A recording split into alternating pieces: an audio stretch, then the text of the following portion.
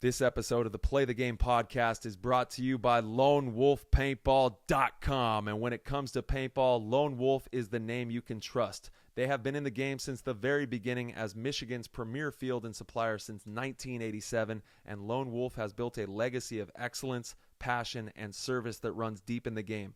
From their top-tier customer service to same-day shipping on all orders, Lone Wolf makes sure that you are locked and loaded with your new gear fast. No waiting around, no hassle, just the best brands in paintball delivered straight to your door. They've got it all. Markers, loaders, tanks, apparel, accessories, and more from all of your favorite brands. And whether you're just getting started in the game or gearing up for your next big event, LoneWolfPaintball.com has everything you need. Be sure to check out their YouTube channel at Lone Wolf Paintball and follow them on Instagram at Lone Wolf PB to stay up to date on all the latest gear, exclusive sales, and community content. At Play the Game Podcast, we are incredibly grateful for Lone Wolf's continued support, and we cannot wait for you to become a part of their growing community. Head on over to LoneWolfPaintball.com right now and gear up with the best in the game. PTG family, thank you so much for being here. Are you interested in getting your brand in front of the Play the Game community? We are opening up advertising opportunities on the Play the Game podcast, and if you've got a company, a product, or a brand you want to promote to our passionate and growing community, this is your chance. Please send us over a message on Instagram at Play the Game Podcast to learn how we can collaborate and help you grow your business through the PTG platform. Once again, head over to Instagram, send us a message at Play the Game Podcast, and we look forward to connecting and helping you build something truly amazing together. What's going on, PTG Nation? Thank you guys so much for tuning in and rocking with us as always. This episode, wow, what an absolute pleasure to start off 2026 at Play the Game with none other than Archie Montemayor of San Antonio X Factor, one of the most decorated professional players of all time, in my opinion. One of the best to ever play, and it's not even close. I mean, you can make the argument for best of all time. He certainly had some of the best performances of all time and multiple times where he has been clear and above every other player at an event. Not only that, but his off-the-field approach to life is truly inspiring and something that I think many of us can learn from. And I know I personally have gained a lot of wisdom just from being friends with Archie. So without further ado, we're going to hop in the show. That was an insane inside move by Marcelo Margot. Great communication. And the crowd starts chanting Harmon. Great shot by all the guys. Though Tyler Harmon saved that game. He came out with 2 wins. Marcelo Margot was on fire.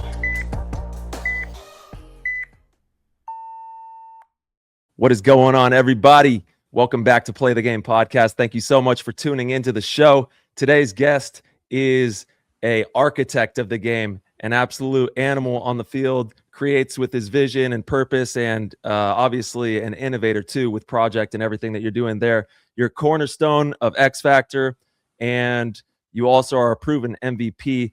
Everybody, please help us welcome back to the show, Archie Montemayor. What's up, bro? Let's go, man. How you guys everybody's doing? Clapping right now, listening. Yeah. I can hear him. I can hear him. Yeah. The MVP, man. Just starts a little spring in. We'll get the earliest round of applause I think we've ever had on the show. Let's go, right baby. Here to start it out. There we Good go. to see you. Happy New Year, everybody. It's been a while. It's been, I guess we talked about it. It's been since May. And happy to chop it up with you guys. Hell yeah. Absolutely. Always Yeah, good to it's the see you. very first show of 2026. So excited to nice. have you on to Sweet. kick it off, Very which good. is absolutely epic. Yeah. Nice. Well, it's Hey, an honor. tell me why it says Epiphany on the calendar for today? What is that about? What is this like? Like Epiphany? on a like just a normal public calendar. Yeah. It says 06 January Epiphany. I Hold on a second. I I never gotta look this realized up real that. quick. I didn't. I know. Well, you're welcome. Yes. And we have a fun show. Obviously, we have some breaking I news think on Angel Fregosa he made that a sponsored. holiday. Yeah, because he was He's sponsored by sponsored the today. Epiphany. Okay, so Shout out it's a to Christian. Angel. It's a Christian feast day, commemorating Amazing. the visit of Magi, the baptism of Jesus. Wow. Yeah. Celebrating the Awesome. revelation of Jesus to the world, specifically commemorating, visit of the Magi. What's the Magi? Oh, wise men. Okay. In Western Christianity, and nice. Well, We happy just learned something Epiphany. new here. Nice. Yeah, I love learning things. Learned a few Yeah. things today, and that's just on the list. So sweet. I know we've hung out for like thanks 15 for that, minutes. Yeah, I had no We're idea. running it That's up. funny. I'm surprised neither of us have seen this before on the calendar. Yeah, I thought the same thing. I was like, Angel stunted out, snake player of the millennia, and got his own day there. We're gonna try to get Angel on the show. Actually, he's been out at Capital Edge Paintball. He said he's making a comeback. Yeah, he said he's making a comeback. Well, good. That's great to hear. I mean, I hear he's a hard man to get a hold of. Yep.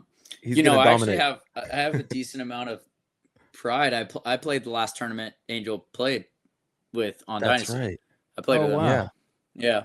I kind of have a funny story actually after the tournament is over, because for those of you that don't know, Johnny Perchak has like a little bit of a fear of flying. I don't think I've thrown him under the bus. No. He mentioned that on the show when he was here too. Before. Right. So a little bit of a fear. This was, I think it was 2010, I believe. Maybe I think it was 2010. But we're playing World Cup, and we have an OK event, and it's Angel's last tournament. The whole team knows this, and Johnny is living in NorCal with Angel at the time, so they were flight buddies. And of course, like, Johnny has his rules that don't really make a lot of sense, but like the certain types of flights he's okay with being on, right? Whether that's like very first flight of the day for whatever reason that's safer. Only first class. Right. Only first class. Certain seats and certain times of day, and other than that, like, that's it. And because Johnny's the one with the rules, and Johnny also needs to be flying with somebody close to him that he knows, Angel's just kind of stuck for Johnny's schedule, right? And so, whatever. So there's some kind of bickering going on there too between the two of them about this. And after World Cup that year, I remember we were out at dinner that night, and Angel kind of just like, all right, this is my last hurrah. And he's like, oh yeah, Johnny, I changed my flight. You're flying alone tomorrow. And, like, it's just kind of his way out, but it's pretty funny. I thought it was funny, at least. I don't think Johnny thought it was funny, but anyway, so that he went out. That's absolutely hilarious. yeah, exactly. Dude. Yeah, but I mean, I don't know. I mean, I just thought it was funny because it's also his last tournament. He's like literally a fucking legend. So, and also like, I don't, it's hard for me to say, like, I mean, he's definitely up there for like top snake players of all time. And he did it in like, he was just super, super dominant, and definitely a large part of Dynasty's like long standing dominance, I mean, when he was doing it, like, Dynasty was super dominant. So, and again, hard to say that he didn't definitely like inspire a lot of snake guys, I mean, he did it. Yeah, he was nasty. I don't think when you're comparing eras, you can like talk about skill and things like that. It all has to be relative, in my opinion. And I think you have to compare the career at that time. And he was the GOAT snake player, like of that era, And so, like, he's for sure always going to be in the conversation as one of the greatest snake players ever, even though, I'm sure, in 40, 50 years, like, the skill is going to continue to widen, and, the skill gap would be so great that maybe he can't even share a field with those, but that's not the point, in my opinion. Right. It's not the way I look at it. Right. Yeah. And I also still feel like, again, you're still comparing to what's around you in that, era or moment in time, that, how much of a separator are you from the rest of the field? Like, I think that's the best way to describe, it's really a skill gap between the field, and again, Angel was a beast. Yeah. Yeah, he paved the way for a lot of players, and was an inspiration, like you said, Arch, an inspiration to some of the top players, a lot of them today. Absolutely. I mean, I still remember watching those videos of him. I think it was Paintball Star, or maybe Force of Nature, but the one with him and Strange in the hyperball field. And I mean, just getting, like, that was before videos were really around. So, like, it's kind of interesting because, like, when that's one of the biggest videos, paintball videos that really you could even watch. It wasn't like content like we have it now. So, like, you just got one of the biggest videos, and it's just Angel dominating in the snake, and that's just like, that was all you could see. So, like, how's that not going to have an influence or impact on people? Yeah, I know, he's the man. It's good to see him back out at the field. You could see he's been, I think, working with Field One as well, and like working at the shop. So he's definitely in the mix. He's loving being back in paintball. Yeah, gotta love that. Hear it. That's sweet. See, that's ultimate proof that everybody comes back. If Angel finally made his way back, I would have wrote him off. Yeah, I didn't think he had a lot of had a lot left to bring back to paintball. Yeah, so that's sick. That's good to hear. Yeah, everybody watch out. He's coming back.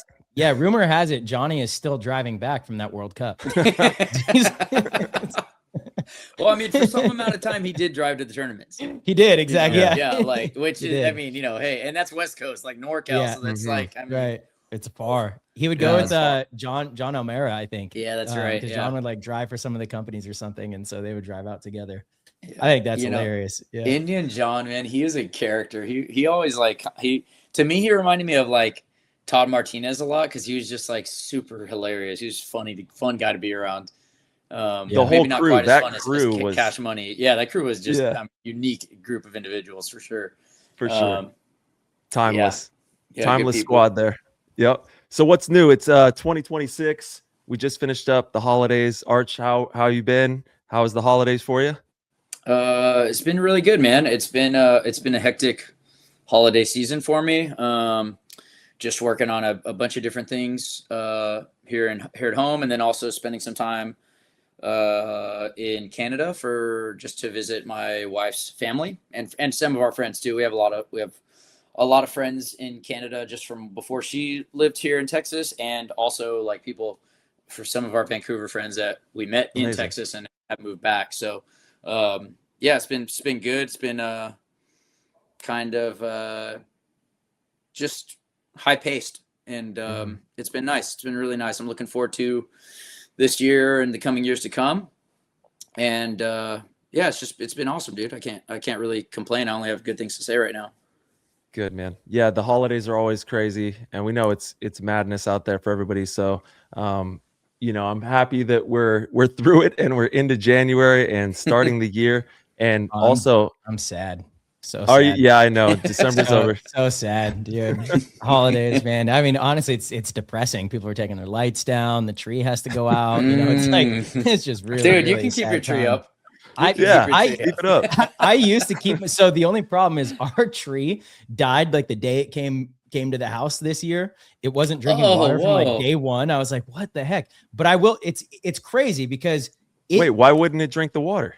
I don't know. I mean, we it was already over there. It's too far gone. Yeah. When we were picking out the tree, like it was so luscious. And I asked, they said it was like, this was a new one. It was just brought in. It felt great. I was like, okay, perfect. And they got the fresh cut, the whole thing. I don't know why. I just did not want to drink water. The first day drank like a tiny bit. And I was like, that's a little slower than normal. What the heck? And then, I filled it up and like 2 days later, just hadn't moved. So I was like, oh no, we might not have a tree come Christmas. Dude, this thing held up all the way through Christmas and even through New Year's. I'm not kidding, to where like it still looked good. It wasn't sagging. I swear on everything. Sahar and I laugh about it. January 1st, the tree just went over. Whoa. Yeah, it's like it had a soul, and it was like, I'm hanging on by a thread here for you guys. And then as soon as the holidays were over, it was just like, whew, and now it's all sad. But dude, what a tree! Usually, that's amazing. What a tree! Yeah, it's a great tree, and it's like a beautiful tree. It like really is a beautiful tree. It really is.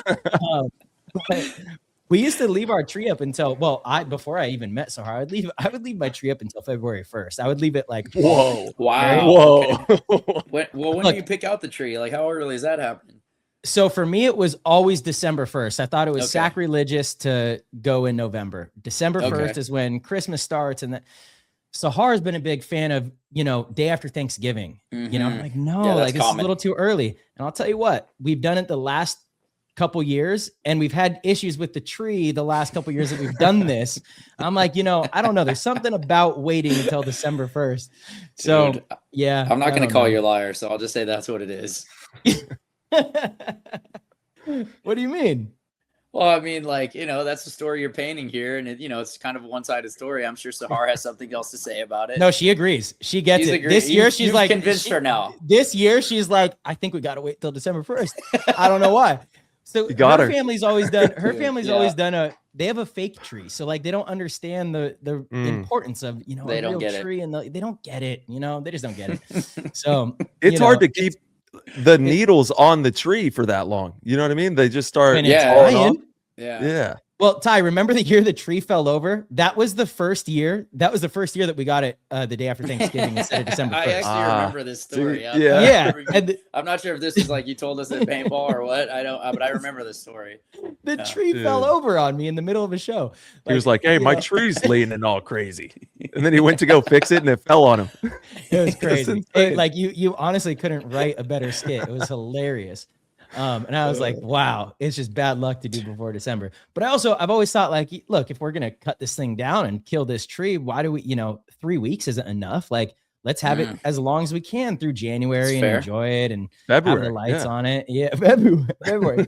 That might've been a little crazy. Maybe a fire hazard too, now that I think about it. But that thing's gotta be just bare bones. No needles on it. And is this ornaments and all, like the full shebang is left up? Full shebang. Full shebang.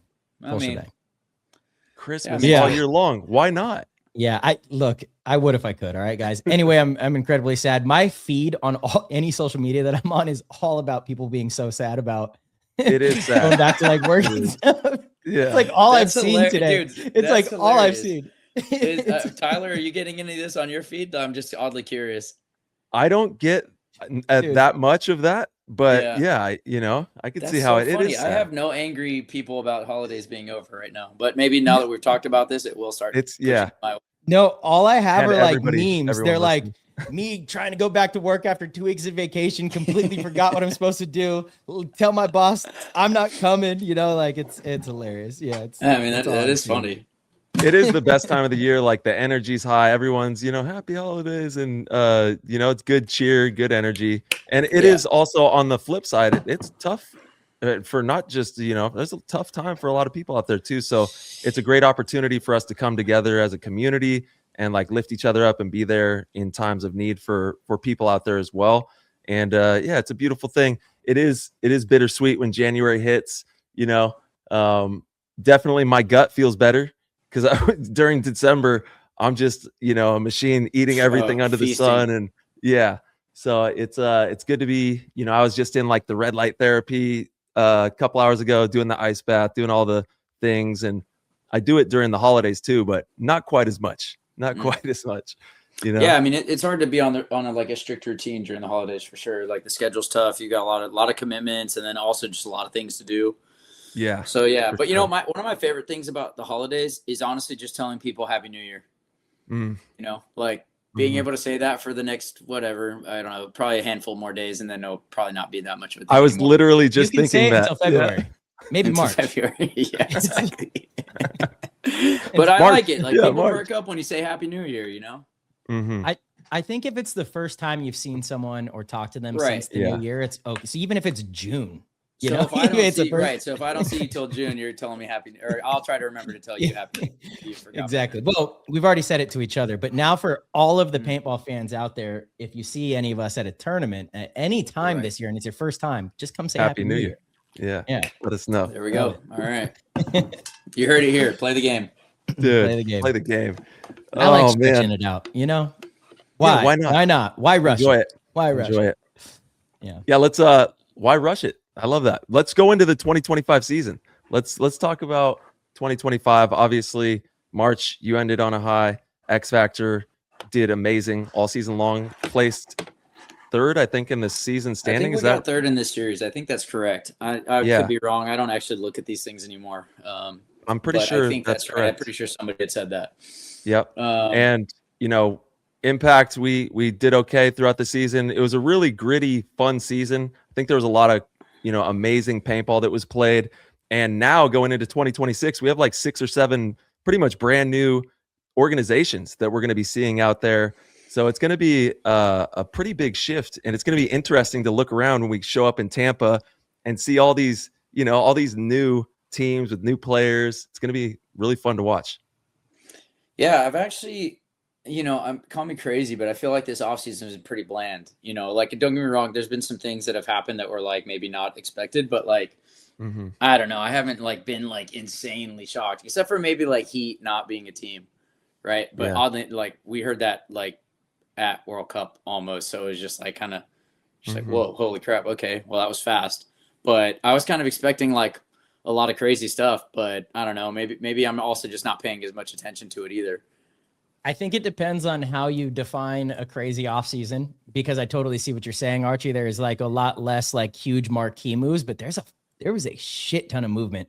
Like the landscape of the pro division is completely shifted. I think the Arsenal different, but like when you're that one's an interesting one. But like I don't know, man. I'm talking about like player massive moves blockbuster moves. Yeah, blockbuster moves you didn't see coming, or like really kind of altering the way it's because like, you know, when the blockbuster move happens, it's usually from one of the blockbuster teams, and then basically everybody's on fucking alert for a while, you know, and sometimes deep into February, which is like also, you know, a nuisance, you know.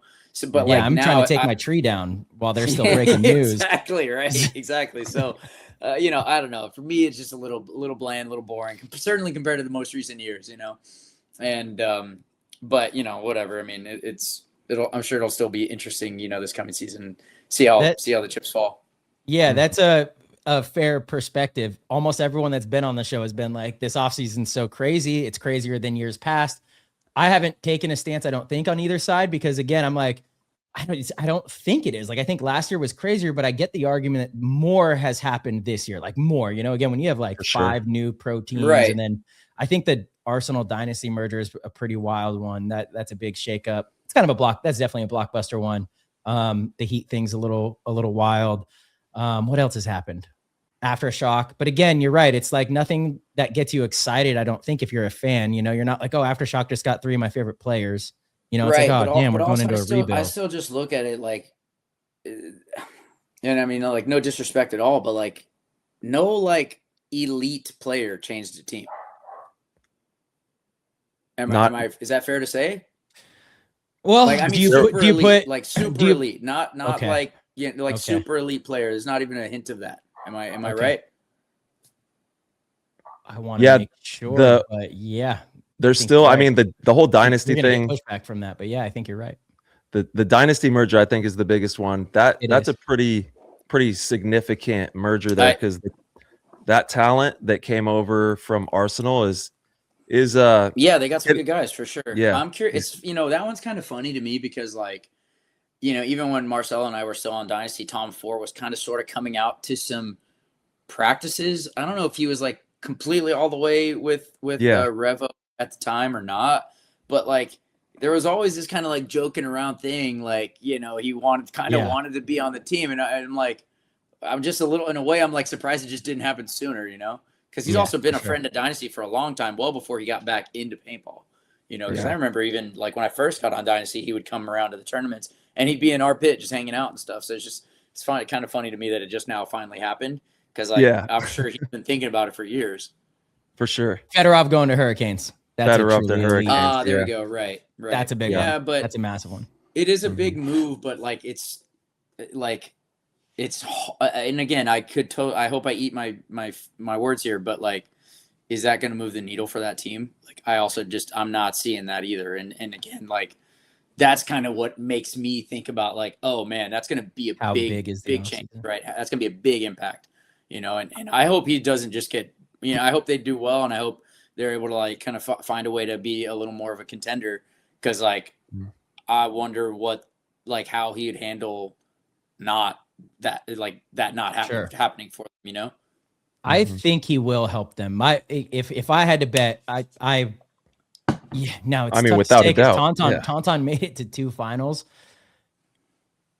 I guess I wouldn't be surprised if Hurricanes made it to a finals either. Like I think he definitely makes them better. I think they will definitely do better this year. I don't know where they placed in the season standings, but I would be willing if he brings and that's the thing, is he's going to be living in Texas playing all the time. So I think he's going to be the same Fedorov he was this last year, maybe even better. Right. You know, and he's been like highly focused again, and he's dangerous, man. And you have the Hurricanes who are like a really solid team, and that's always been what they're missing is that attack, that ability to, you know, steal quick points. Right. And I agree with what you're saying, but I still look at like the way they play ball. Like, you also have to factor in the fact that they choose to play a much different style of ball than Fedorov chooses to play. And like, for sure, I'm just pointing out what I see. Wrong, or indifferent. Like, that's what I see. And I'm curious, one, if they'll even allow him to do what he wants to do, or if he's going to try to push them to do something that's outside of their box, how well that would go for them too, right? Sure. And so like to me, it's definitely a big unknown. But like, yes, he's definitely an elite player, and that is.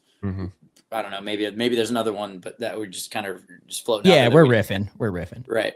But yeah, I'm curious to see how it plays out. Right. Yeah. You got to let that man go paint. You know, don't try to box him in. He's like an artist, you know, and like he's got to create his art and on his terms, you know, and you're either going to accept that or likely you're going to hinder the art. Oh, he'll let you know. He'll be like, "Yo, this is what's going on." He'll say it too, right? Probably. You know? Let's go, Fetty. Which, you know, but that's great. And again, he's got a track record of doing things the way he does it, and when he does it like that, you know, it's like, oh shit, dude, you know, ball don't lie. It was great to see him on full display this season. I love that.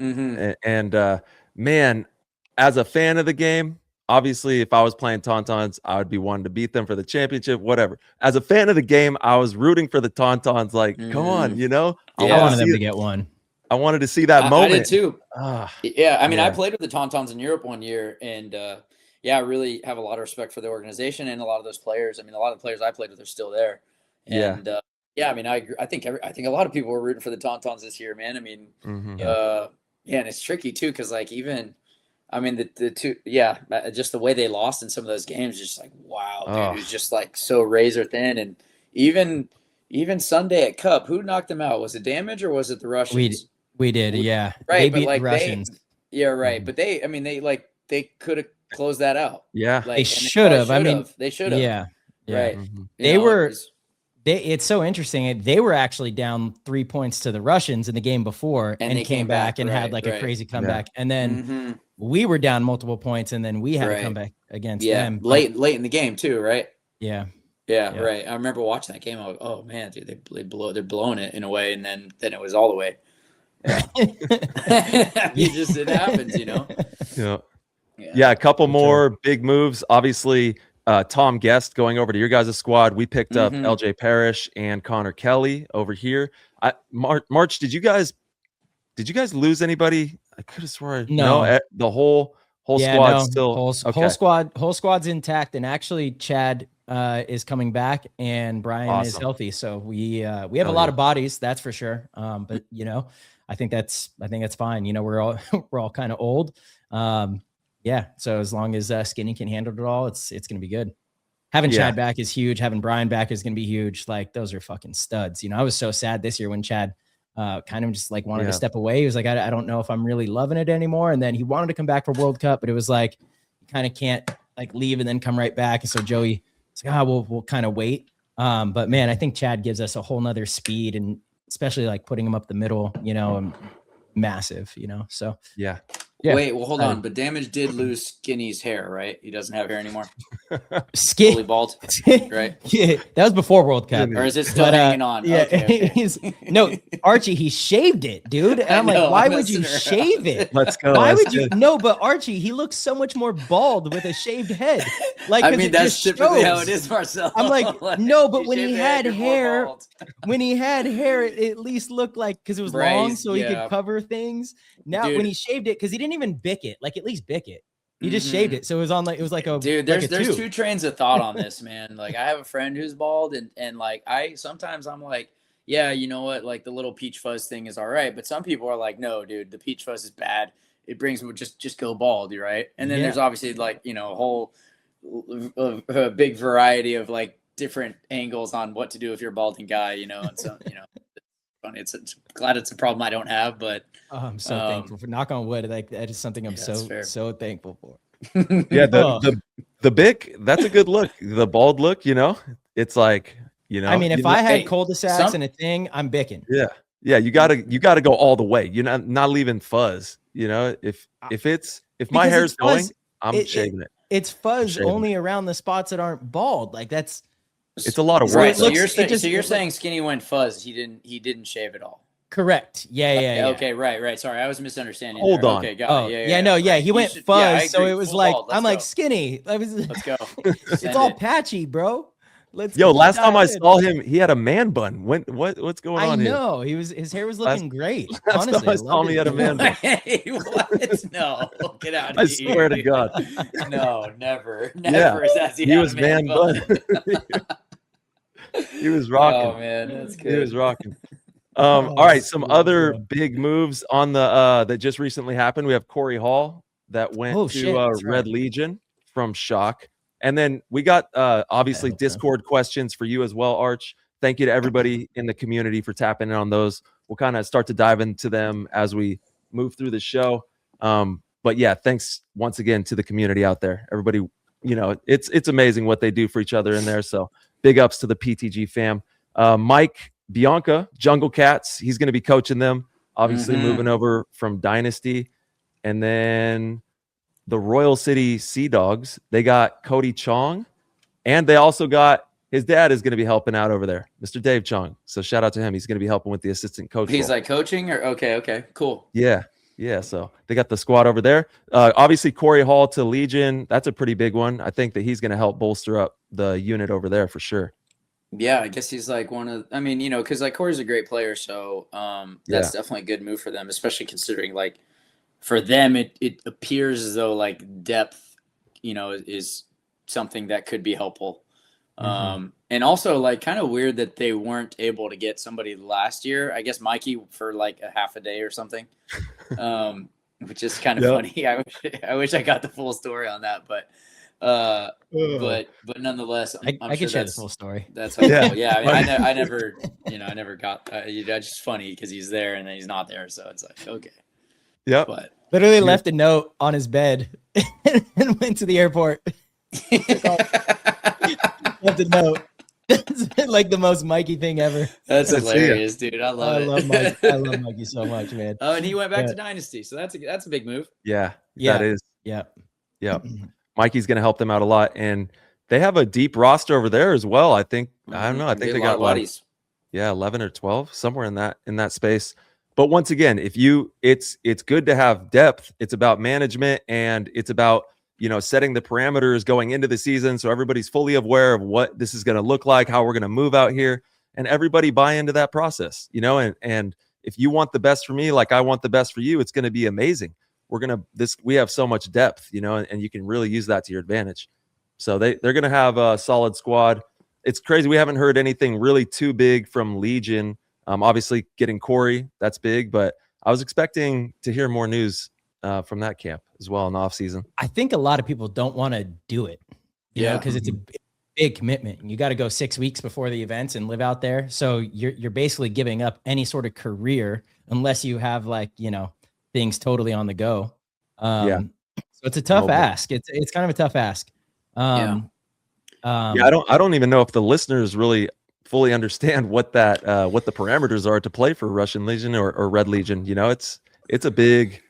Yeah, they want you out there 6 weeks before every event, and you live out there in a house, and I think they play 5 days a week, maybe more, a couple hours a day, which is great. Like honestly, if you it's about as professional as it gets. It's pretty awesome to be able to do that, but you got to get paid a significant amount to, you know, a lot of amount of time. Yeah, you're giving up everything. And also, exactly.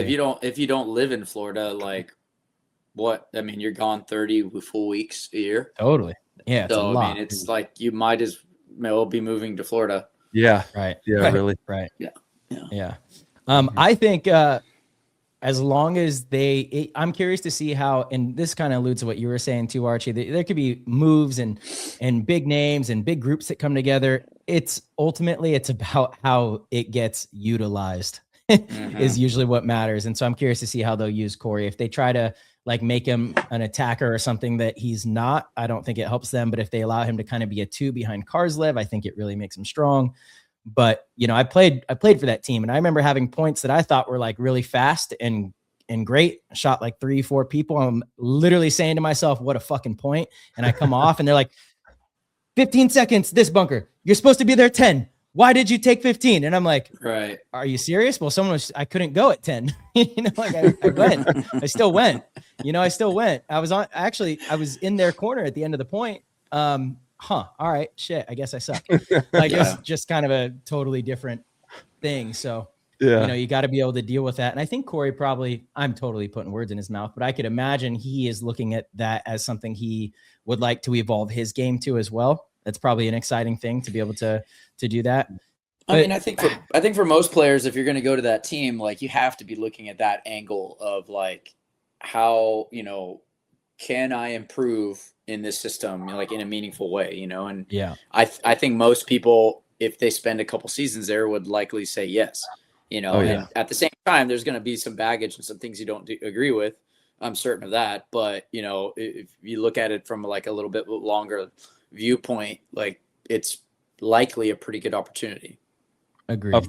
Absolutely couldn't agree more. That's a phenomenal opportunity for, I mean, any pro player. I don't care who you are. Being a part of that organization, you're going to learn some things, and they've been winning for decades. They understand the game.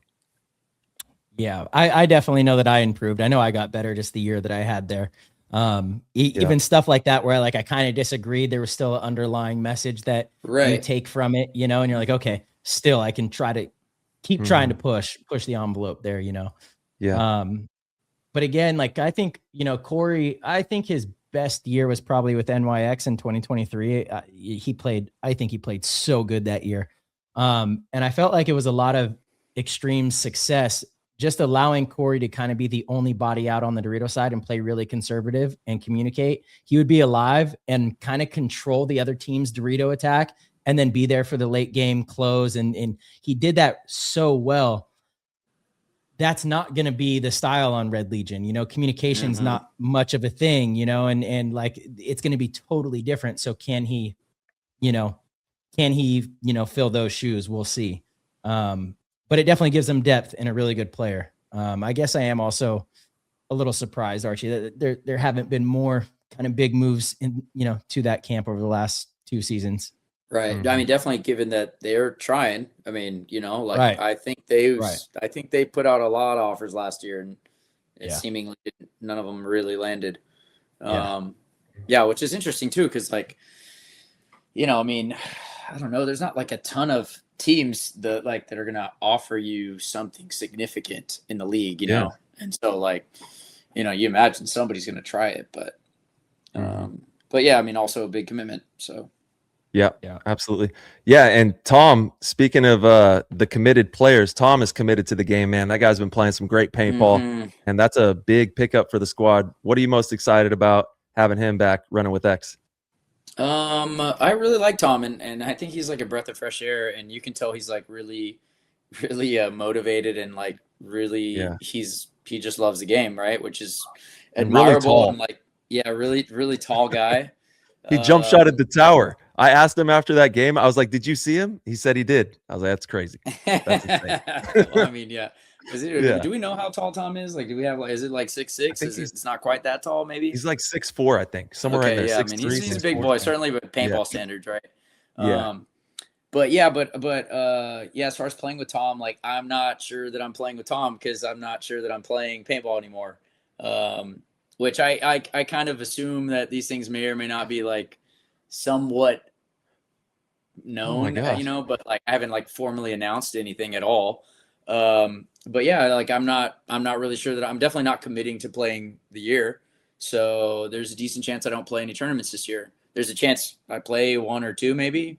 But I am going to be practicing with Tom in a couple weeks time. So I'm looking forward to that. It'll be fun. And Archie, we talked about this, dude. Just come in for World Cup. It's the only one that matters. yeah, exactly. Yeah, when you're Marcelo and you won 10 of them or whatever.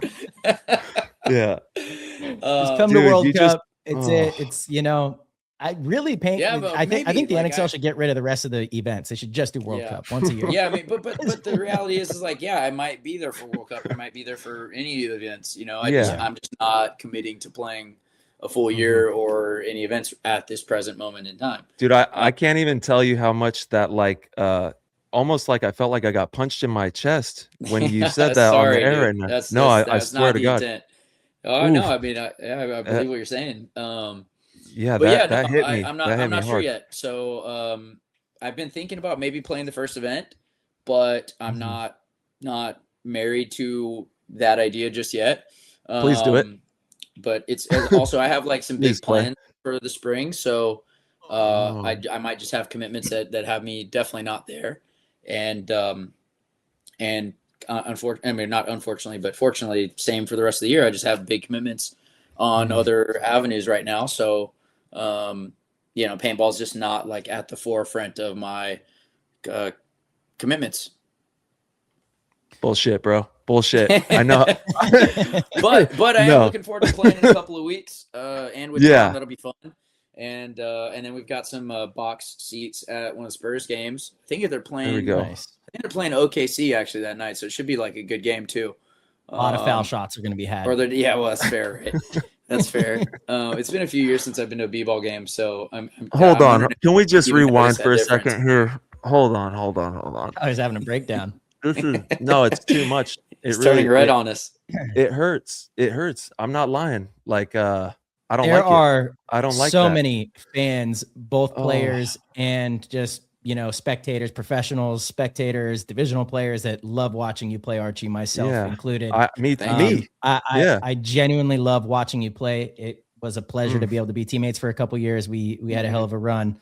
And so it is absolutely sad that you're even playing with the idea of not being around. But it has been on your mind for some time, and you have a lot of other great accomplishments that I know you want to go out and achieve. And I think that's what's so special about the type of person you are. Oliver, kind of similar, is like, I think it's so beautiful that you're actually so okay with being able to walk away from paintball. A lot of people looking are forward not. to it. Yeah, right. exactly. I know it's interesting too, because like when I've talked about this idea before, and it's funny because like I was talking to a guy that's a former professional golfer a couple weeks ago about this, and he's like, man, one of these days, I don't know how long, but like when you like think you're a loser and you think whatever because you're not doing it anymore, you just give me a call. And I'm like, bro, I will I'm never gonna think call you for that. I'm like, dude, God, for sure, please. For sure. Yeah. But again, like that everybody's got their opinions and everybody's got their own sentiments, but like that is not at all how I'm looking at this. And don't get me wrong, maybe I'll change my mind and one day we'll wake up and think I'm a loser for quitting. No way, dude. Come on. Yeah, but I really thought it was hilarious that he said that. But I'm just being selfish because I want you out there. That's just me being selfish. But I know that anything that you choose to be creative in, you're going to be highly successful. And I know this rebirth that you're going to be going through in your creativity and whatever you choose to do is going to be. But honestly, like I have been doing it already, and like, but it hurts, and I'm being selfish, and I'd want to see you out there. Thank you for that, man. I appreciate it, and don't get me wrong, like I'm going to miss being out there, and I'm gonna miss seeing all the people for sure, like definitely. And it's a big part. It's been a huge part of my life, right? But it is interesting because people, when we talk about this, it's like, oh man, it's so much of your identity and all this stuff, and I'm like, I mean, yeah, it has been for sure, but like, I just don't look at it as my identity. I just look at it as something that I was doing at a very high level for a long period of time that taught me so many things. But like, I'm so kind of into the weeds on other things that I'm doing now. Like it's actually so far not a part of my identity at this point, and like, that's really how I feel about it. Like, I feel like I haven't, I feel like it hasn't been part of my identity for many years. And even when like Dynasty was on that crazy tear, I still was like, this is something I do at a very high level, and it's not who I am, I mean, I still love the game, and I really am going to miss a lot of aspects of it and things about it, but also at the same time, like it doesn't call me like it used to. And even then, even if it did call me, I would still maybe, at least in my mode of thinking, I would still question whether or not I should continue to do something when I don't, like, again, not to say like in a selfish way, like what do I stand to gain by continuing to play, but like sort of, like my career has been amazing. I've learned so many things about life, the world, competition, people, me, right? But like, how much further am I going to continue to develop in the ways that I want to by continuing to play this game? And I for me, I just have such a large thirst, and I feel like my thirst for paintball isn't going to answer much more for me, and so I have other thirsts that are answering things for me, and I'm just, as a result of that, those thirsts feel more inviting to me right now. The butterfly never would have became the butterfly if it didn't break out of its little caterpillar shell and not be afraid of leaving that identity behind. Right. I don't know that it was intentionally doing that, but it's it's the way evolution goes. Right. So yeah, I mean, paintball's been amazing, and I still, again, I love it, and dare I say, I won't return. Like, I would never. That's why I don't even really call it a retirement, because like. Well, and you're playing this season. Come on, you have to. I'm still playing. Come on. Yeah. And maybe, maybe so, but. Yeah. But I don't want to hear any more of this. First of all, I'm shutting this down. We're not. I can give y'all something that might make you feel good. Is like after World Cup. And honestly, towards the tail end of the season, I was like, probably all season, I pretty much decided I wasn't going to play. And after World Cup, I was like, yeah, this, I had told people I'm not playing, and I always reserve the right to change my mind, but that was where I was at. But, around Christmas time, I'm like, maybe I will play, so it's not like it's, again, I might change my mind. I'm just not going to play all the events. I know that. You're an artist. You're an artist. You're going to create. You're going to get it back out there. Come on. Paint. We need you painting, baby. No, but go ahead, March. Yeah, no, sorry. I just think that this is actually something that should be highlighted, because I think Archie's perspective on this, and I think Oliver's the first person that comes to mind of his perspective on I guess, air quotes, retirement. But I think this is something that should be highlighted, because especially in sports, you do build an entire identity. Your whole life becomes what you accomplish on the field or on the basketball court or tennis court, whatever it is. It just kind of becomes that.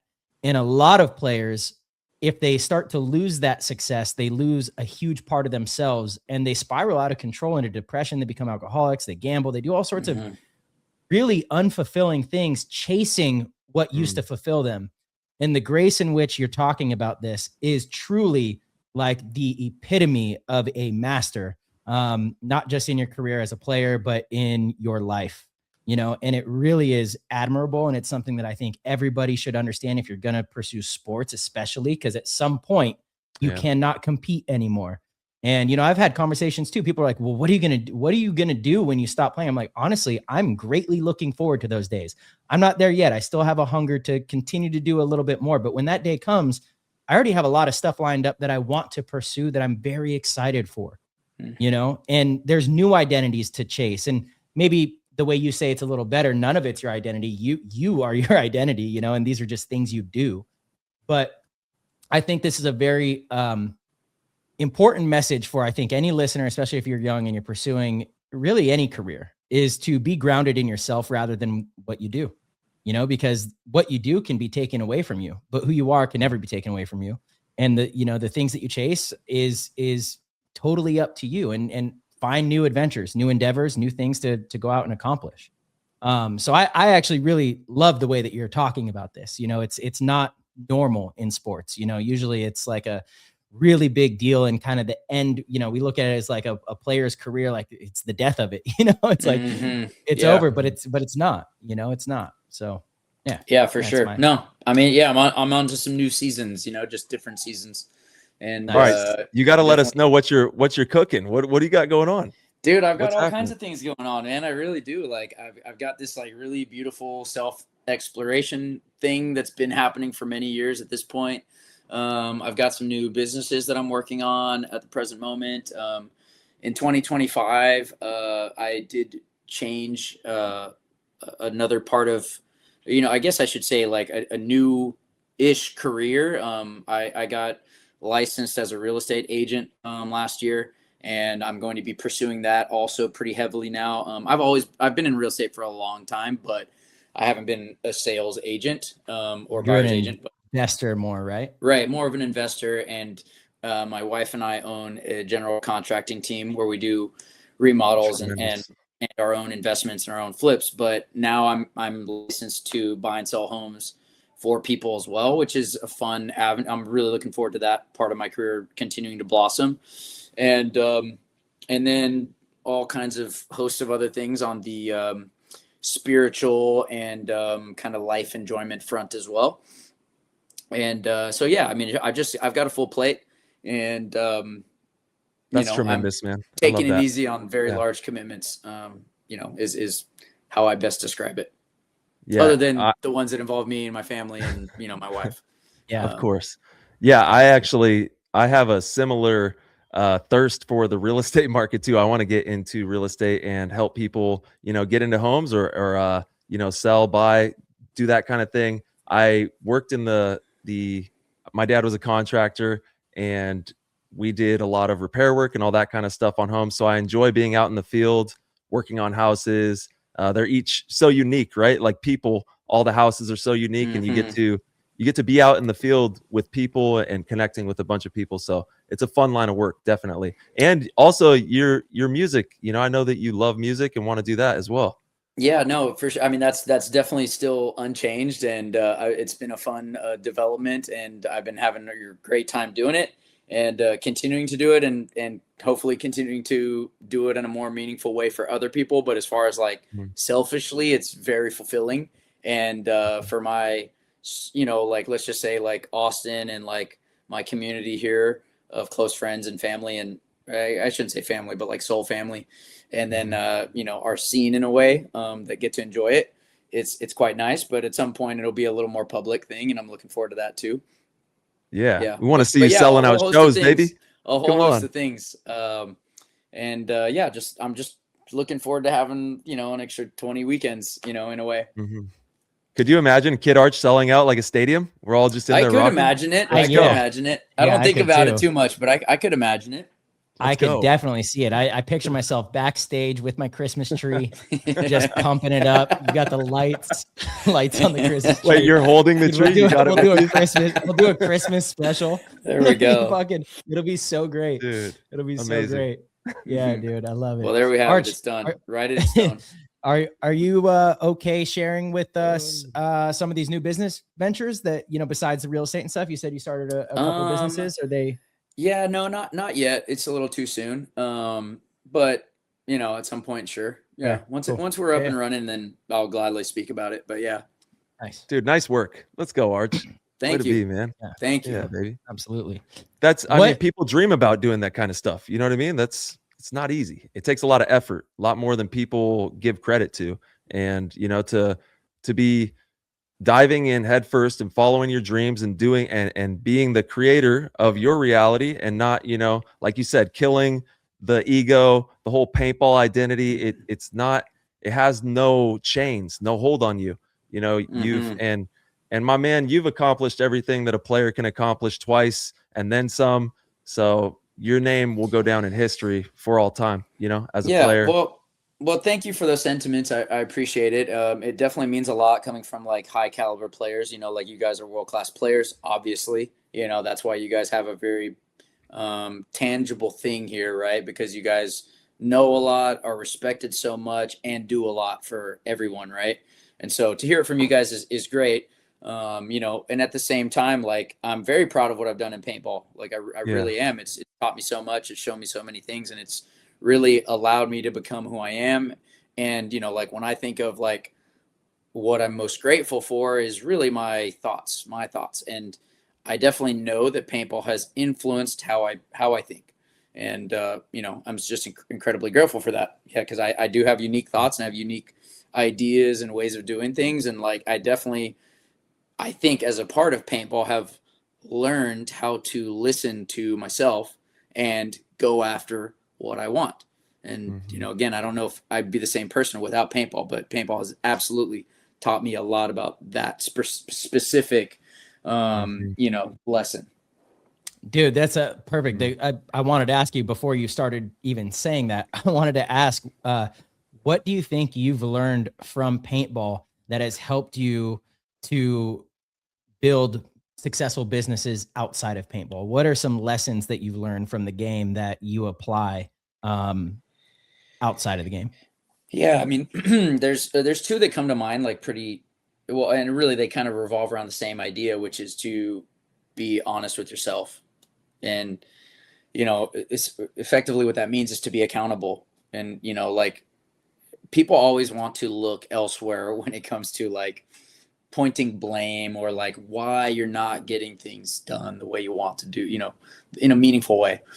But like the puck stops here, and if you like, you're the constant, if you're not looking at yourself and having like a really honest and like equitable conversation about how you're showing up, how you're reacting, how you're everything, how you're doing everything, then you're likely not going to get that far, but if you're honest and you look for meaningful ways in which you can improve, even when you're good, find ways that you can be better, right? Just the conversation with yourself. And for me, paintball really gave me a lot of time to reflect and to consider, consideration, right? Consider how I'm doing things. How am I managing all of the things that I think it takes, to excel.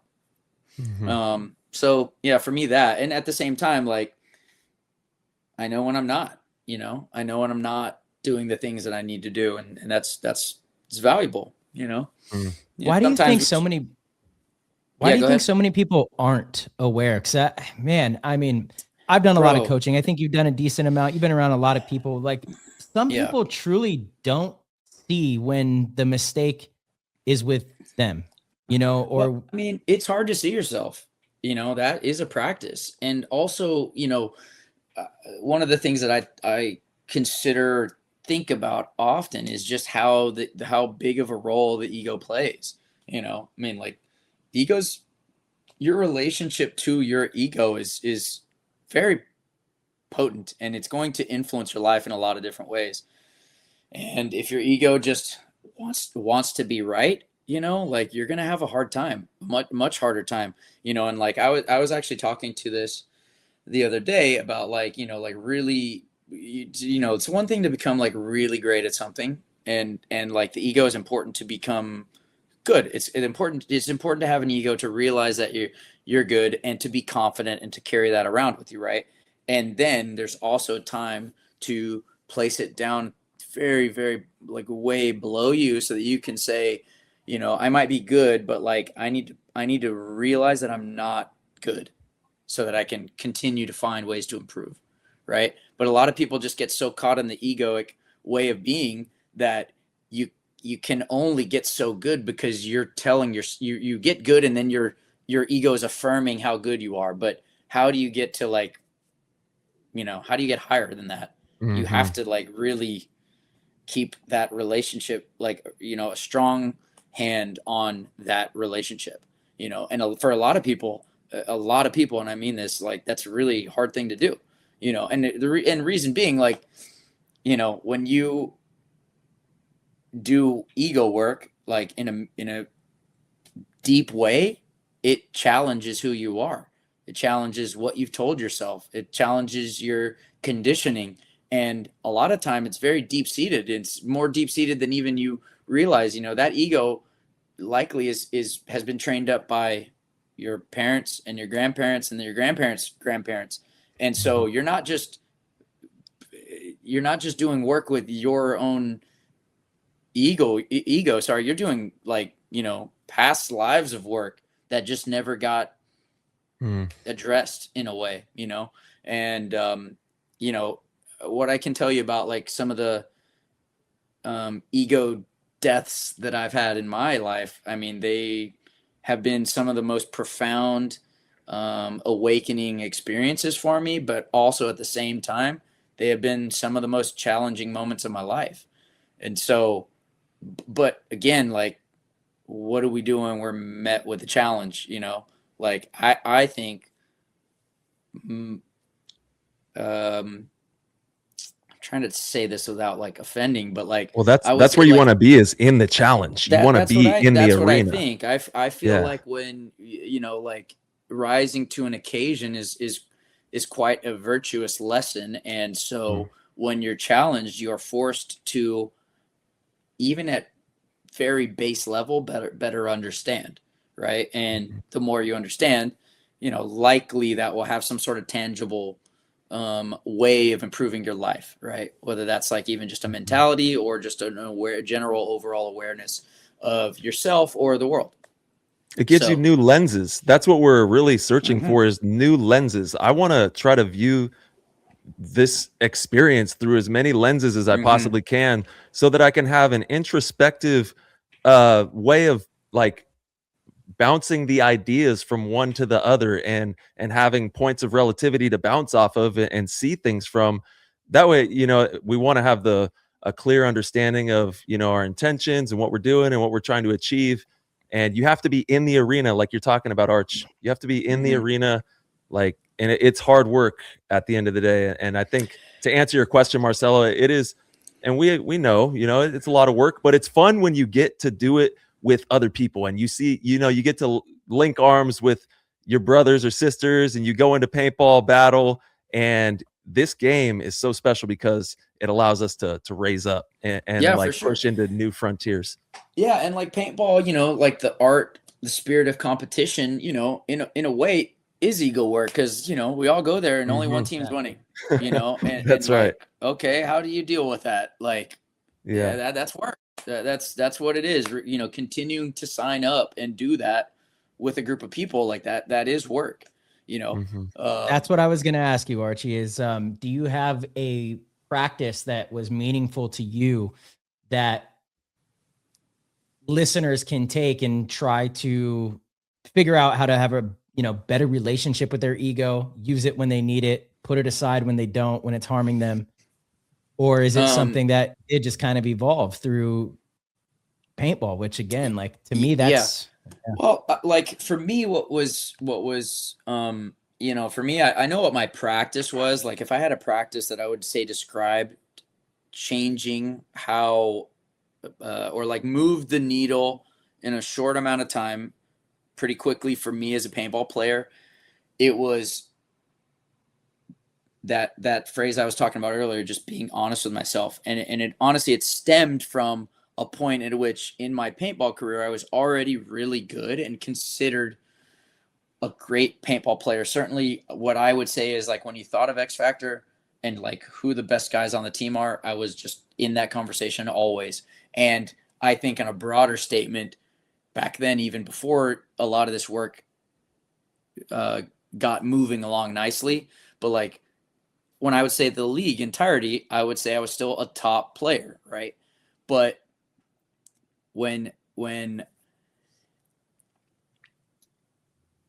once you're at that level and you start being really honest and really hard on what you're working on, that's when you can just move the needle so fast, and like, that's how it was for me. And also, if you have a problem, like if you're not better in 3 months, you're either not trying or you're lying to yourself. Like that's the truth. You're either not trying hard enough. If you actually want to be better, right, in 3 months' time, you're either trying hard enough or you're trying, but you're not being honest, right? And if that's the case, that one's more likely than not, right? But, well, actually, I shouldn't even say that, because some people just don't try, right? And that's going to be true too. But if you're trying and you're not actually moving the needle, a simple way to get help is to ask your peers, hey man, what do you think I could do better? And don't combat them. Just listen and try to honor what they're saying. Because if they're your friend, if they're your teammate, they, in their own self-preservation, want what they're talking about. They want you to be better, right? And at the very least, like a genius can learn a lot more from a dumb person than a dumb person can learn from a genius, right? Like, whatever they're saying, there's going to be some truth there, some perspective there that you can change their mind, right? If I'm better and I can be better at what they're talking about, well, then I'm better now, right? So like, there's a lot of ways you can play it, but I mean, that's a simple one. Just ask for feedback, and don't try to respond.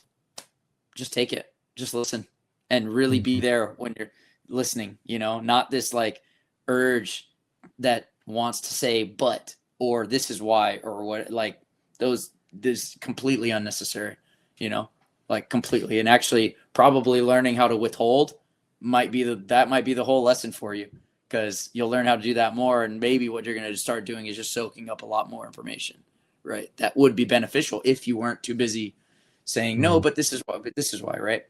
So, but for me, again, like just a radical honesty with myself, and I want it to be the best. So like, who am I really helping by not being completely honest with what I can do and how I could improve, right? Even if it's hypothetical situation, just for the sake of getting ideas flowing up here, Yeah, I love what you said there, man. And the thought experiments too, like you ended, are so powerful. Yeah, and man, I think that anybody listening, and we talk about players who exemplify what you're talking about, yes, sir, they don't talk back. They're really hungry to learn and listen. And I love what you said there about actually listening, not letting the sound go in and hearing it and then having their own thoughts going around, but really resonating on the words and just you can't say it much better than what you said. Just keeping your mouth shut and do the hard work and listen and be a student. That's where the magic happens there. Yeah. I mean, and honestly, like some of my favorite players nowadays are guys that are like, honestly, have been like such a breath of fresh air. Cause like, I feel like that you see that so often when you're talking about like younger guys, and like to be around guys that aren't that, it's like, oh man, dude, you get it. And you see those guys improve in a meaningful way over short span of time. Like a great example we've all been teammates with is Mikey. Like I was shocked when I first got on Dynasty because everybody's telling me he's such a great teammate, but like when I was around him and I'm like, holy crap, dude, like I haven't played with a young guy, like a young talent that had that kind of like really soak it up attitude and like maybe ever. He's like a great example of that. And incredibly studious and also so good. Like I think that's the difference, is that he was so good and still like that. You have you might get some new kids that are like that, but like their talent hasn't caught up with them to give them the ego yet. It's like, but I mean, like, again, like, but also that's working for him, so like he got good and he's doing that, like, he's going to keep doing it, and he's going to keep continuing to get better and better. Yep. I know. I'm excited to see Mikey out there. It's going to be a fun 2026. You did break my heart this evening, though, a little bit. So I'm not going to lie about that. Hopefully we'll see you out there in Tampa. Yeah, maybe. You never know. It's my birthday weekend. I'm turning 40 in Tampa. Well, then you got to come party with us. Come on. Tampa. Let's go. Dude, I got big plans. We'll see. Oh, man. If they push, then maybe. Well, nice. Push. Let's go. We got Bad Guy in the Discord here, and he has a question. Arch, rumor is the league is going to 4 or 5 pods. Do you think that is a positive, negative? What's your thoughts on it for the league, and does it eliminate some playing styles? It's hard for me to come up with like what that's going to do at the present state of the game, right? Like, what I can say is that I played a couple seasons of limited paint format in Europe, and overall, I was hesitant to want to embrace it, but I actually did enjoy. I enjoyed the limited paint. I thought it was fun. Me too.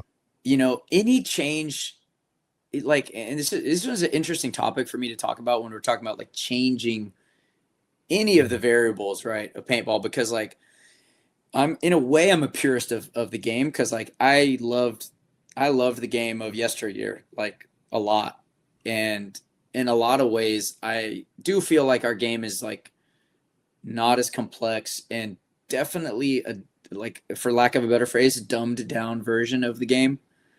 I think there is less variables, less components of skill that we're playing with now.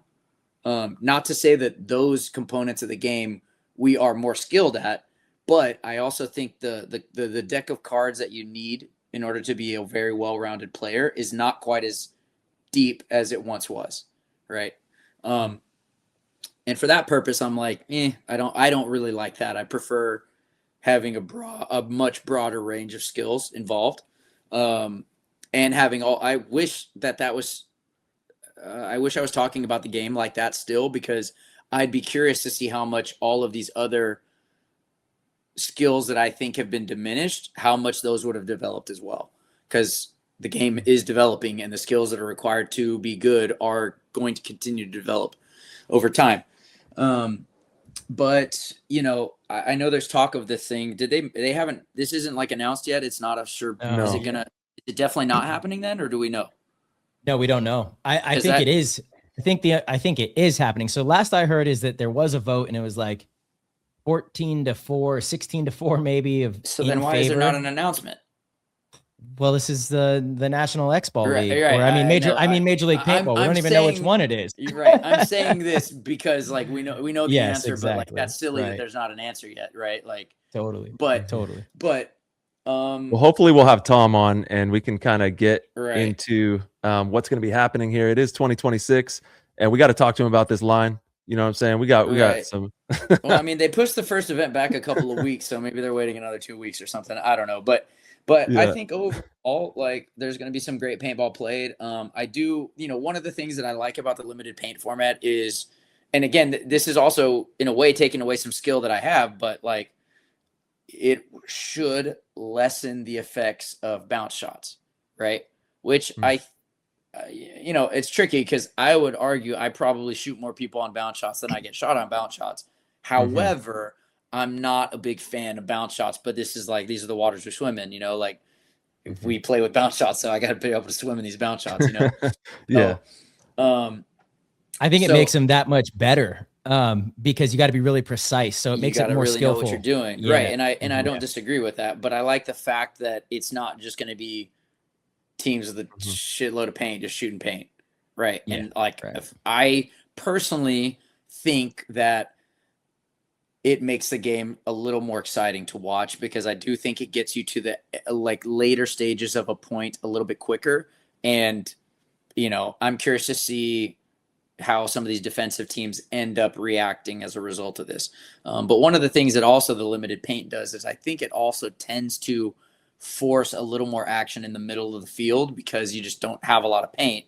So you kind of do take some middle presence earlier, knowing that you just don't have a lot of paint to be back there waiting around, not shooting at stuff that you're just dumping all your paint, but I don't know. I mean, ultimately they're still playing paintball. I think there's going to be great moves. There's going to be some surprises, and it's hard to say. Like I don't have a lot much more to say other than those things. That's how I think it will influence the game. I think the points will get to that end point a little bit sooner. There probably won't be as many bounce shot kills, right? Those are, I think, probably pretty obvious. And I'm curious to see if we see a little more aggression. Thank you all from the bottom of our hearts for the tremendous support with the PTG show. If you are enjoying these episodes and want to help with the progress and development of this program and connect with like-minded, hungry paintball players, then head on over to ptgpodcast.com, click the orange Patreon link, and become a member of the PTG World Discord chat room. And now back to the show. Earlier on and not so many low scoring games. And also like the thing about the low scoring games is they just make everything so much closer. And I think the league actually wants that. I think that's why they set up the fields the way they do. And, whatever, I'm sure you could argue about why that's a good thing or why it's not. But I personally would rather see a lot of points played. All right. You going 4 or 5 pods? Which one? That extra pod, that's you think what's being talked about here? Yeah, I think 4. I don't know the difference. Sure. Yeah, I think 4. 4. I mean, because I played with 2 pods in Europe one year. Yeah. At first, you're like, this might be crazy, but it really wasn't. You just got to that point quicker. But, that's right. At the same time, I also like shooting paint and I like the gunfighting aspect. Yeah. I think 4 is a good medium point where you can still fight and you're also going to be forced to get into some sort of action. But there could be the problem where you just get forced into playing like hiders earlier and you're just stacking your paint and really waiting until you're absolutely forced, which I hope that doesn't happen. But it could. I mean, again, like teams. There is a tactic there. Teams will find a way, right? Exactly. So for sure. But I'm curious to see how it'll play out if they elect to go that way and they tell us on March 1st or something. I agree with you. Like everything that you said there. I agree with you wholeheartedly. And same with the bounce shots. I shoot them. I think that it's going to mature through that portion of the game a little quicker. I'm curious to see what the game style is going to be like too, Arch, because you're right. there's going to be these tactical nuanced advantages of doing these new types of things that, would not have previously been thought about or tried. So we'll see how that plays out. And it's going to definitely provide a new play style without a doubt, Yeah. I mean, you'd imagine it should, like that's how it was back then in Europe, like teams did things slightly different because of what we had available to us. And let's get it clear here. We're all like the three of us sitting here. We are as pure as it gets when it comes to paintball and the bloodline and the lineage, the roots that we came from and how we came to play paintball. But we're also, we're in an experimentative stage of this game where we're trying things. I think they're also talking about doing points scored as opposed to margin to incentivize. I like that change. I think that's a huge one. I personally wish something had been done sooner about it. Because again, you're not incentivized. I mean, and it is a little bit of a challenge because like, who's to say that playing like more aggressive should be considered better? It's hard to say that, but like, going out there not scoring any points is like, come on. Yeah. I don't think anyone's saying that that's like better paintball, but it's, all leagues have to do this at some point. They have to say, look, we have to try to speed it up, make it a little more exciting. And I think that is absolutely like, if that becomes the second tiebreaker for the listeners that don't know what we're talking about currently, it goes, it's win-loss and then it's head-to-head. And if there's a 3-way tie and everyone beats everyone, then it goes to point margin. So just your plus minus. Well, now what's being floated is that tiebreaker would actually be, instead of margin, it would be points scored. So the amount of points that you scored throughout the prelim. So if you had a 5-6 game or a 6-5 game that you won, you get 6 points counted versus a 2-1 game, Right. And so that they're going to do that instead of the point margin though. So not as a secondary one, it would be in front. Because I'm thinking in my head, what happens now is when you have that 3-way tie, but sometimes the point margin is also a tie, right? And then they're getting rid of the point margin as the tie, is really my understanding. Interesting. Yeah. So the first, it's head-to-head first, and then points for. Yeah, I'm almost positive. Right. I could be wrong. And not to like, just to play the devil's advocate here, just to talk a little bit more about this issue. What one of the problems with our sport in that it's preliminary brackets, right? Like the draw is very largely important to how your matches play out, obviously, right? For sure. And I can say like there's been some teams that have just, actually I would say like it's pretty easy to say, but like Diesel probably didn't get the best draws for some amount of time, and you get stuck in a tough bracket and you just keep perpetuating this problem because either you win out of you keep staying that tier, and then you maybe or may not get pulled into the other wrong hat again, and you're kind of against this thing the whole time, right? And that is a problem with the hat draw system, right? It isn't fair by nature, right? It's meant to be fair, and it's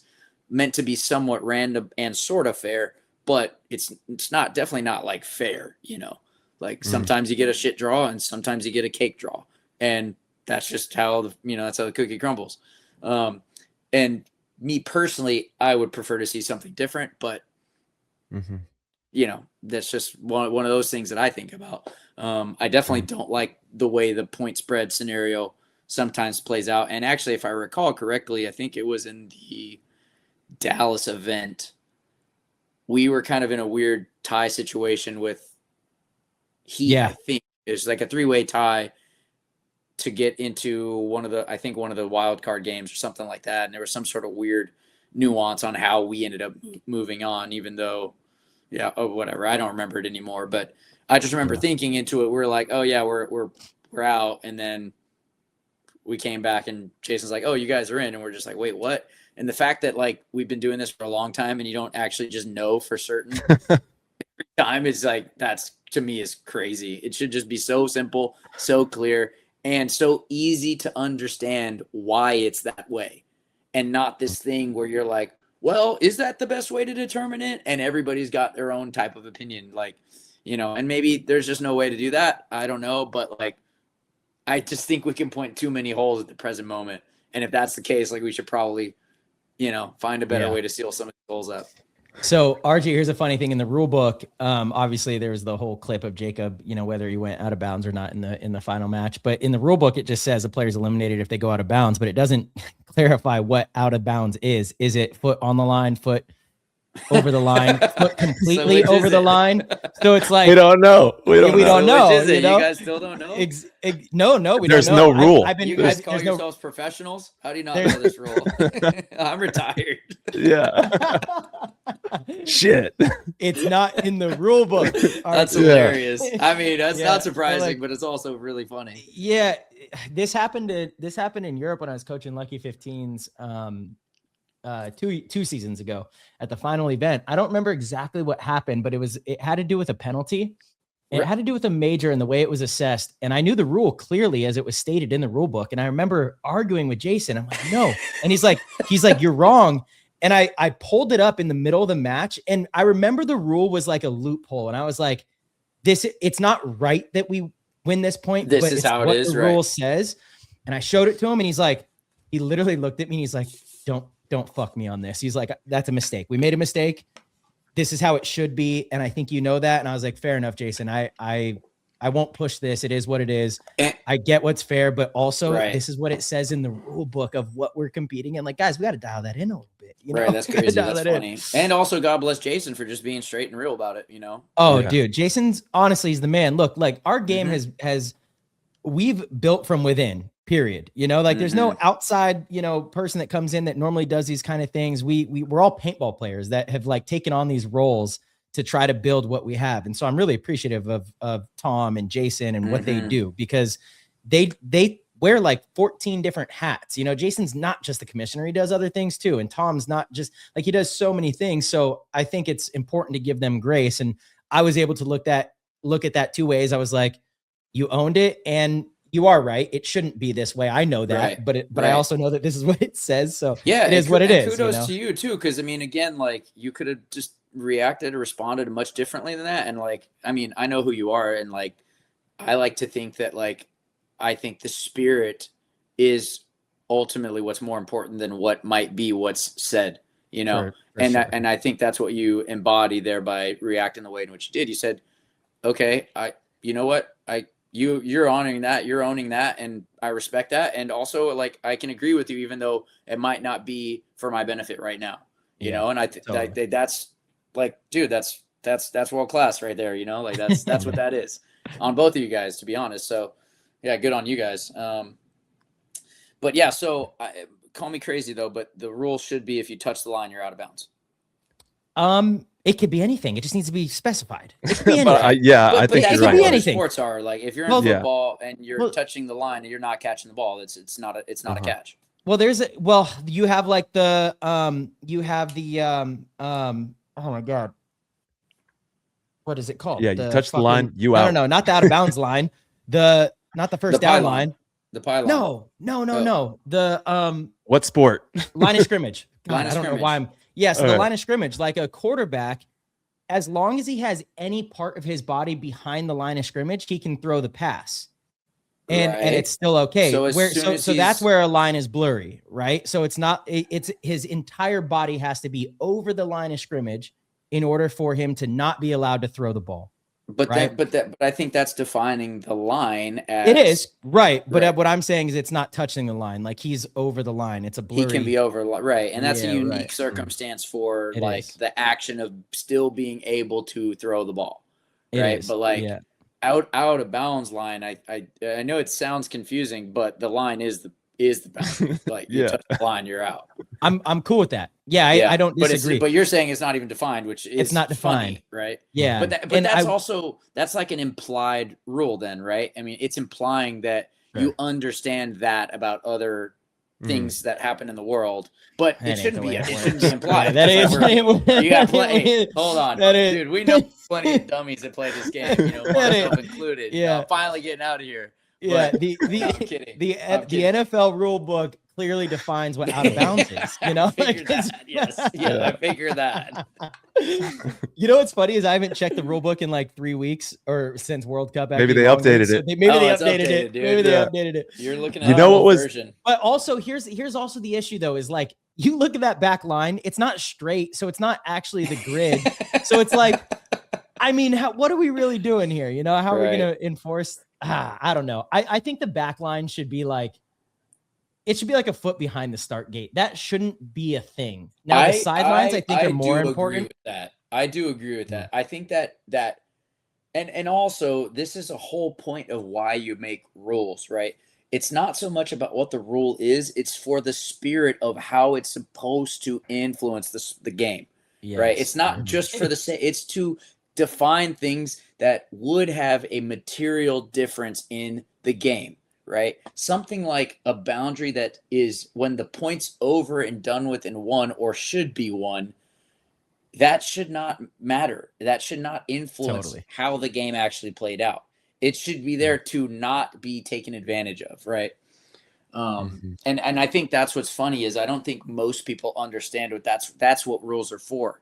It's to make the spirit of the game fair and equal to all parties involved, not to be a technicality point for one team that happens to be unfortunate, you know, in a certain circumstance. And that's I like that idea.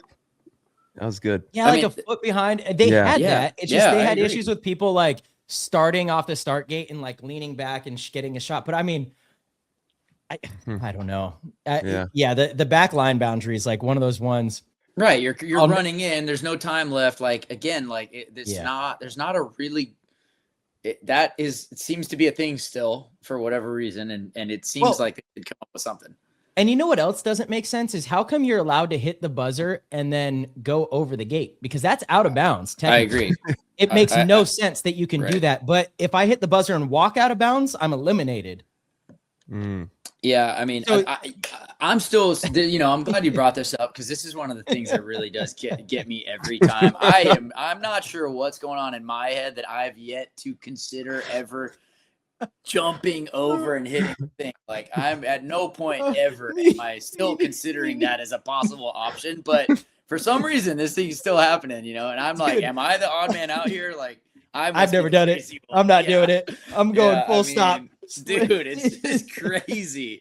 Yo, Fetty Cup. Was like, bro, that was I saw it, dude. He's like pumped to do it. Like that's what he's there to do. He's a showman, you know? Dude. That's why I love watching him because he's a showman, you know, and it's like truly incredible. He's a showman.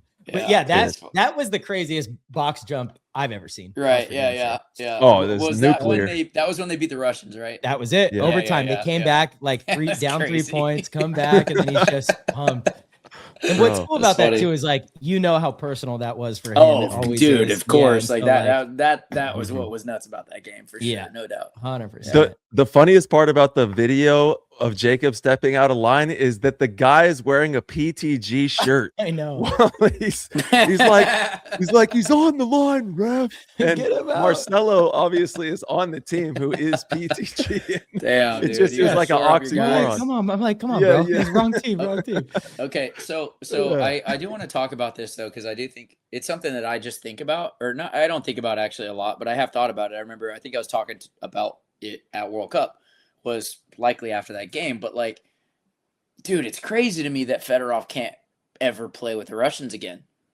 You know, like, dude, you know how it is when you play with a team and you win with the team, and like, dude, the way those guys practice, like, it's so hard for me to imagine a relationship that is so irreparable that you can't, like, especially one that makes so much sense. Makes so much sense, like, dude. And you've had that much time too. Like you've just, it seems like such an easy thing, but like definitely can't seem to be a thing. Apparently, not possible. And it's just like, again, I'm just like, I'm so curious, you know, and I feel for both of them because they could, like, it could be such an easy thing that would be beneficial, but like. It's mind-blowing. Yeah. I mean, I thought cross the line, you know, it's like you're out of bounds. I thought this year I was like, I was like, Mishka and Fedorov, maybe back to the Russians. Like, it makes sense. Why would this not happen? Why would this not happen? It doesn't make any sense that it's not happening, but that's the nonsensical world that we live in.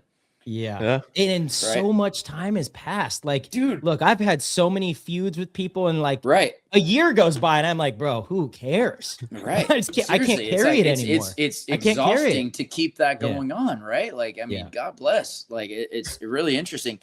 And yet I'm just still wondering, like, maybe one day. Maybe never say never. Maybe one day. Let's go. It is what it is, but it's just fun topic to hype, just to chat about. It's just interesting, It totally is, dude. Yeah, the Fedorov to Russians. I was like, how does this not make sense? How does it not make sense? Totally. Yeah. And again, now I like those Russian guys, and I like Mishka and Fedi too. So it's just like, come on, like, you guys don't miss each other a little bit. Like, what's going on here? You have to, right? It's very cold over there. Yeah. Very cold over there. It's very cold. It's very cold. I think it's snowing right now. Yeah, that's fair. That's fair. For sure. I got faith for them all. Yeah. And now Fedi's actually, he's revamping the contract killer line because he's going to be working directly with obviously the Hurricanes owner. And it's cool to see that whole lineage, making a comeback as well. If you didn't catch the story, I did. Ryan had told me that was going on. Yeah. So that's I'm curious to see. Yeah. We always used to like kind of joke around about the names of the products that they had, because they were always like suggestive in nature and whatnot, and a little bit out there. So I'm curious to see what they come up with. Yeah, it'll be fun. I'm sure they'll clean it up a little bit. New ownership. Yeah, maybe a little bit. Yeah, it's 2026, dude. You can't get away with what we used to get away with. Guys, we are closer to 2050 than we are the year 2000. That's crazy. I mean, it's crazy. It's honestly insane. It's insane. The time is going. But also too, like, the older you get, the years do go faster, right? I mean, like, 1 year to a 40-year-old is not the same as 1 year to a 10-year-old.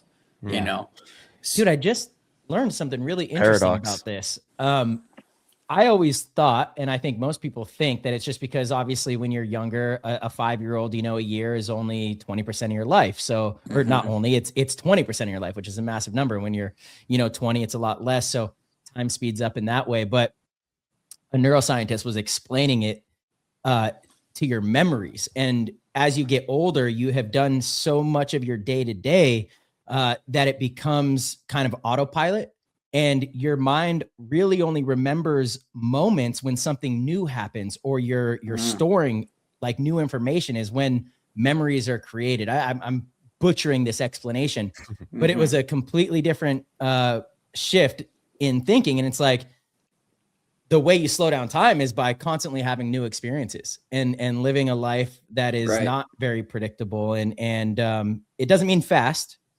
It could be very slow, but just new, constantly learning things, constantly, and it kind of makes sense. Like, if you're just waking up Monday through Friday, going to work, same job every day, you're literally on autopilot. You get in the car, you drive your 40 minutes, you're on autopilot.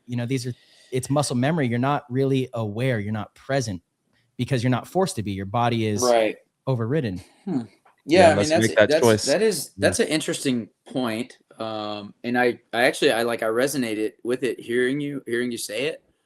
But I don't know, man. I'm doing a lot of new things that I've never done before, and I feel like time is literally just there it was.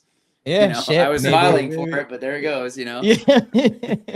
Great time. I agree. It wasn't very long. I agree, because my personal experience is the same. I like to think that I'm not doing the same stuff all the time, and it seems like the years definitely just go faster and faster. I mean, like. Yeah, I farted this morning, and it was, it was like May of last year. That's how I remember it, at least. But the fart paradox. Arch, speaking of last year, is there one moment in a match that you would just love to have again? Just one moment. It could be a point, a moment in a point. And you're talking about this past season? This past season, this past season, yeah. Is there a moment from any of the tournaments that you would like to have back that you can think of?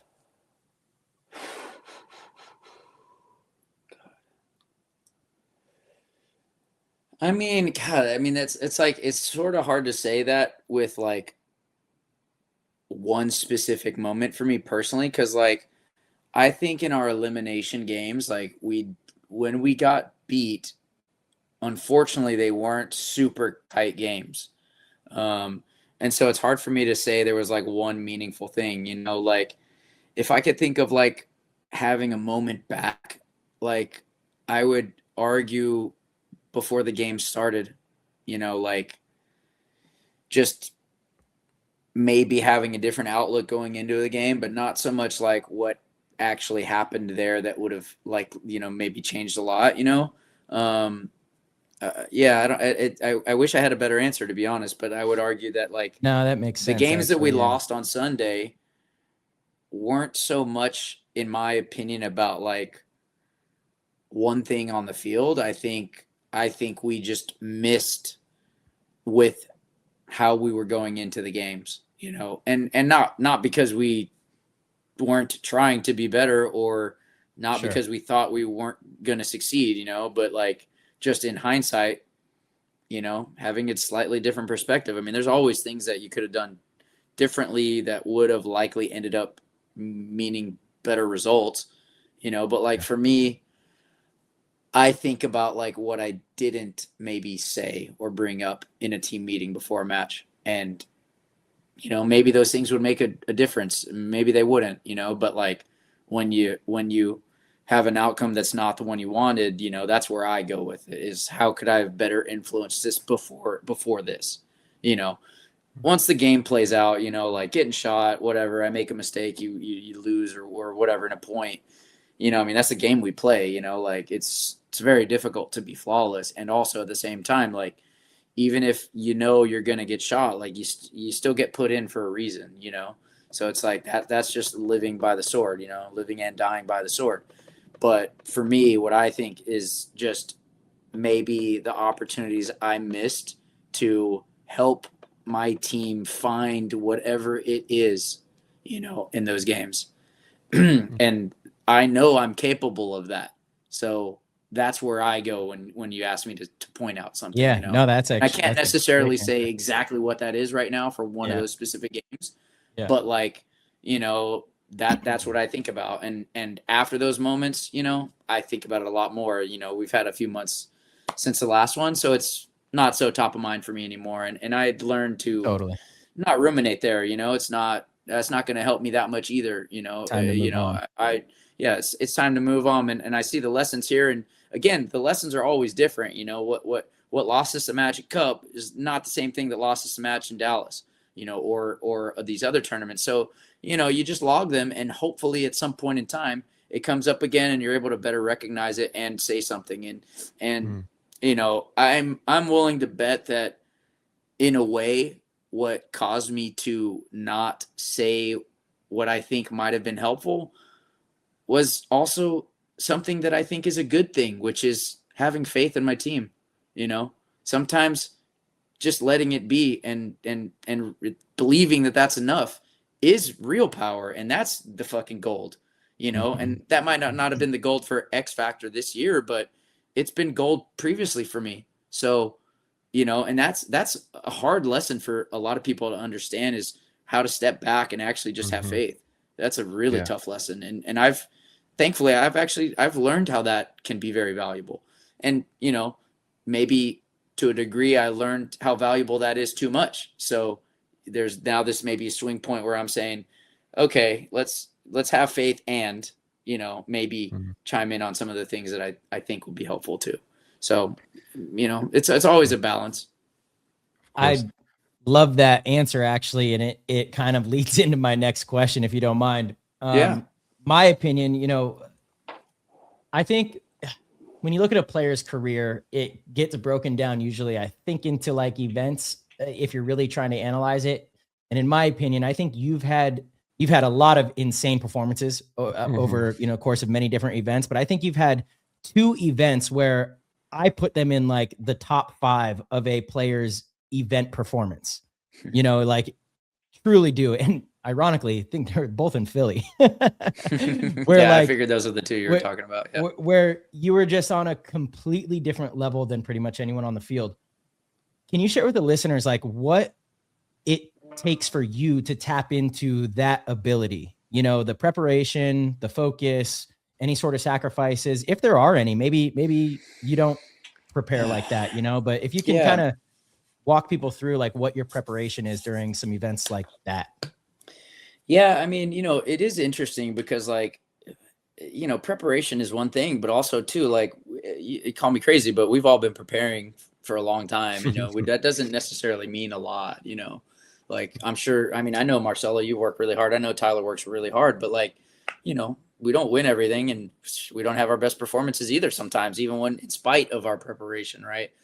And so, you know, that it's tough for me to say like, you know, what in the preparation, like, I think you do your practice and all is coming, you know, and you do the things that you have found to have success and you believe in those things and you do your best. Right. And sometimes there's a lot of underlying factors that come to be, you know, like when I think about like 2019 Philly first one you're talking about, like there's a lot of things that I think contribute to how I played that event. Also that year I was playing a lot of ball. I was playing here overseas, also with 2 sets of really great talented players that push me and, you know, instill a fire in a way. Right. And those types of things generally will lend you to just being really sharp. You know, just, I think overall, you know, for whatever reason that year I was hungry to really do a lot and play in a very just high level way. Right. And not to say that I don't try to do that at all times, you know, in 2023, it was 2022. It might've been 22, the first year. I think I was playing with a lot to prove that year for whatever reason. And I don't generally agree with the philosophy of playing with a lot to prove. I actually disagree with it a lot, but we're also human. Right. And also too, thankfully, I don't let that blind me, you know, in a way. I can let it motivate me enough and not let it blind me. And that year I played with a lot to prove. And I think I left a lot out there and I proved a lot to myself. I think I proved a lot to a lot of people, or at least maybe the ones that were paying attention. There's always going to be people that aren't, or just don't want to see what's there to be seen, you know? But that year there was a lot of things. I had a lot of faith. I had a lot of faith directed towards me, right, with a new group of people. And I personally think I was really ruminating and really feeling a lot of that. And I think that helped me a lot. I really do. So I would say in that particular year, there was a lot of special things going around, and I was just, you know, a conduit for nice things to happen, you know, through me, for me, with me, whatever, you know, and those around me. And I'm very happy and grateful for that experience. And I also learned a lot for that, and it was in a very new way. So yeah, but again, like all those things have still been happening for me, or to me or around me.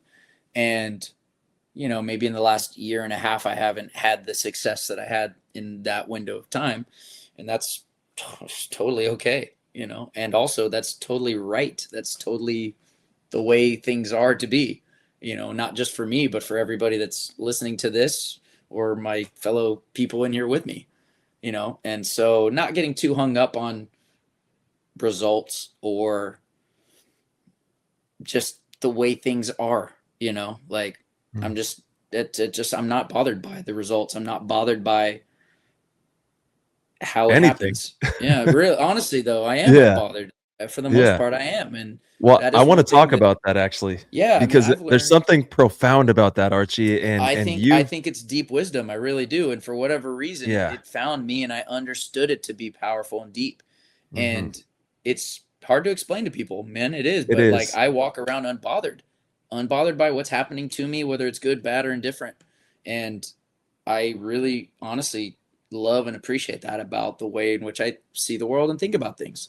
And specifically for paintball, you know, like I think that there's something really powerful about you're not carrying weight, you're not carrying these thoughts, you're not carrying all this luggage. And I think that is what makes a truly a standout player is that they're light on their feet, and they're obviously, like we talked about, malleable. You're creating at light speed, but that's because you're not so much thinking as much as you're in the moment. You're present. You're thriving. Right. And so first off, yes, I agree with you, right? But also, like, to make another point is, like, yes, in paintball, but, like, honestly, infinitely more importantly is just in my life. Like, we play paintball, like, on a good weekend, a tournament weekend, we're playing for like 10 hours a weekend, right? But, like, bro, I'm living my life every day for 24, basically, and that is just so potent to me to not let life's circumstances get me down. I'm actually in literally quite the opposite at all times, whether perceived bad is happening or not towards me in my field, whatever. Like, I'm smiling, laughing, enjoying it, and or seeking some type of a lesson from it, right? But most importantly, I'm just enjoying myself, and that's very powerful. It is, like, to walk around unbothered that's like worth a lot. It really is. That's the best thing you could enjoy is you.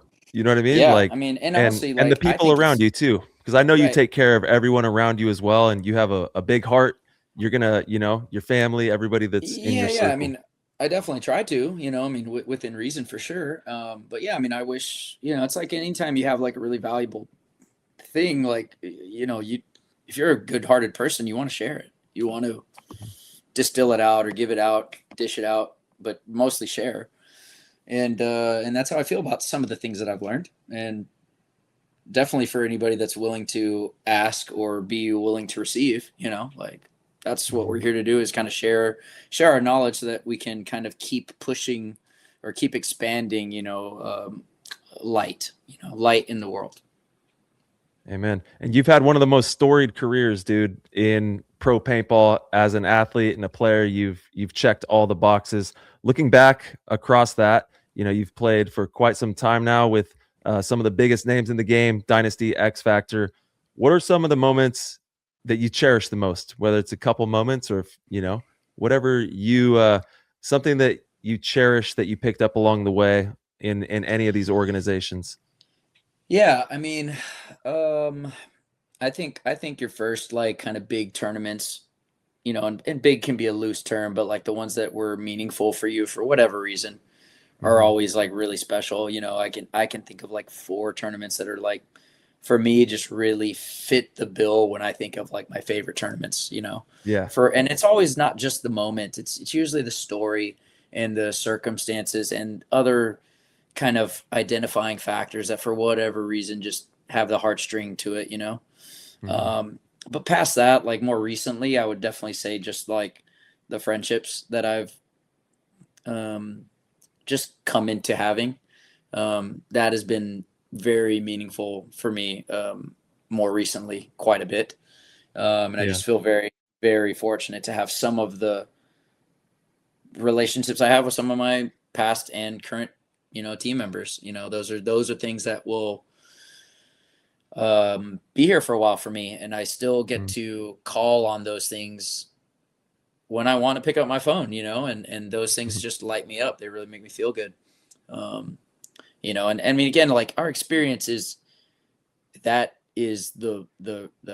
beauty, right? Like, our experiences at the end of the day are why we're kind of, like, in this little kind of existence. We're collecting memories.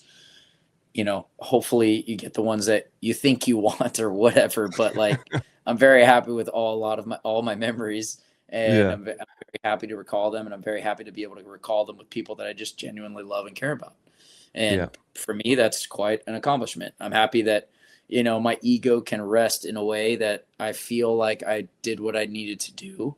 For whatever reason, I wanted to do those things, and I checked enough of those things off for me, but mostly the friendships. That's the most important thing. Yeah, without a doubt, man. At this point, at another point in my career, probably not that at all. But for me right now, that's what I'm the most high regard. Yeah, you take him with you on the whole journey. You know, you're always going to be able to call on Lang, and he's going to shoot it to you straight. You know what I mean? And absolutely. Yeah, you're going to have these timeless people. Yeah, yeah, love that. Nice, man. Well, I have a question from the Discord that was fitting for something you said earlier, Archie, about how the game's kind of been dumbed down. I don't disagree with you. Jay Stu, I think, has a question that's perfect for it. Jay Stu, he wants to know, you have played in multiple eras of paintball. What's one part of modern paintball you don't love but had to adapt to anyway? So yeah, for sure. True semi, right? That was short lived, right? Oh man, but it still has its, people still remember that. I think I've got a decent enough answer for this. We play a lot of games now where you're not actually shooting at a guy that's stopping you, and there's no way to solve that problem by purposeful design of the field. Yes. And to me, I'm like, dude, there's so much skill removed from this right here. This is a problem that at best case scenario, you are rolling the dice. And when you have a plethora of experience and really well-intentioned thought, and a lot more than even just that I can't really clearly define, the ability to make decisions with seemingly a very small amount of information gets removed. And, that's not my favorite. That's definitely one of them, Totally and it seems like that happened a lot the last several years, but it is what it is. And again, like the competitor in me, that's me in a way. That's a version of me talking about it like that. But then there's also this competitor version of me that's like, it's equal. We have the same, they have the same problem. And that's true too, but we're both playing with this level of randomness that just exists now. And we're talking about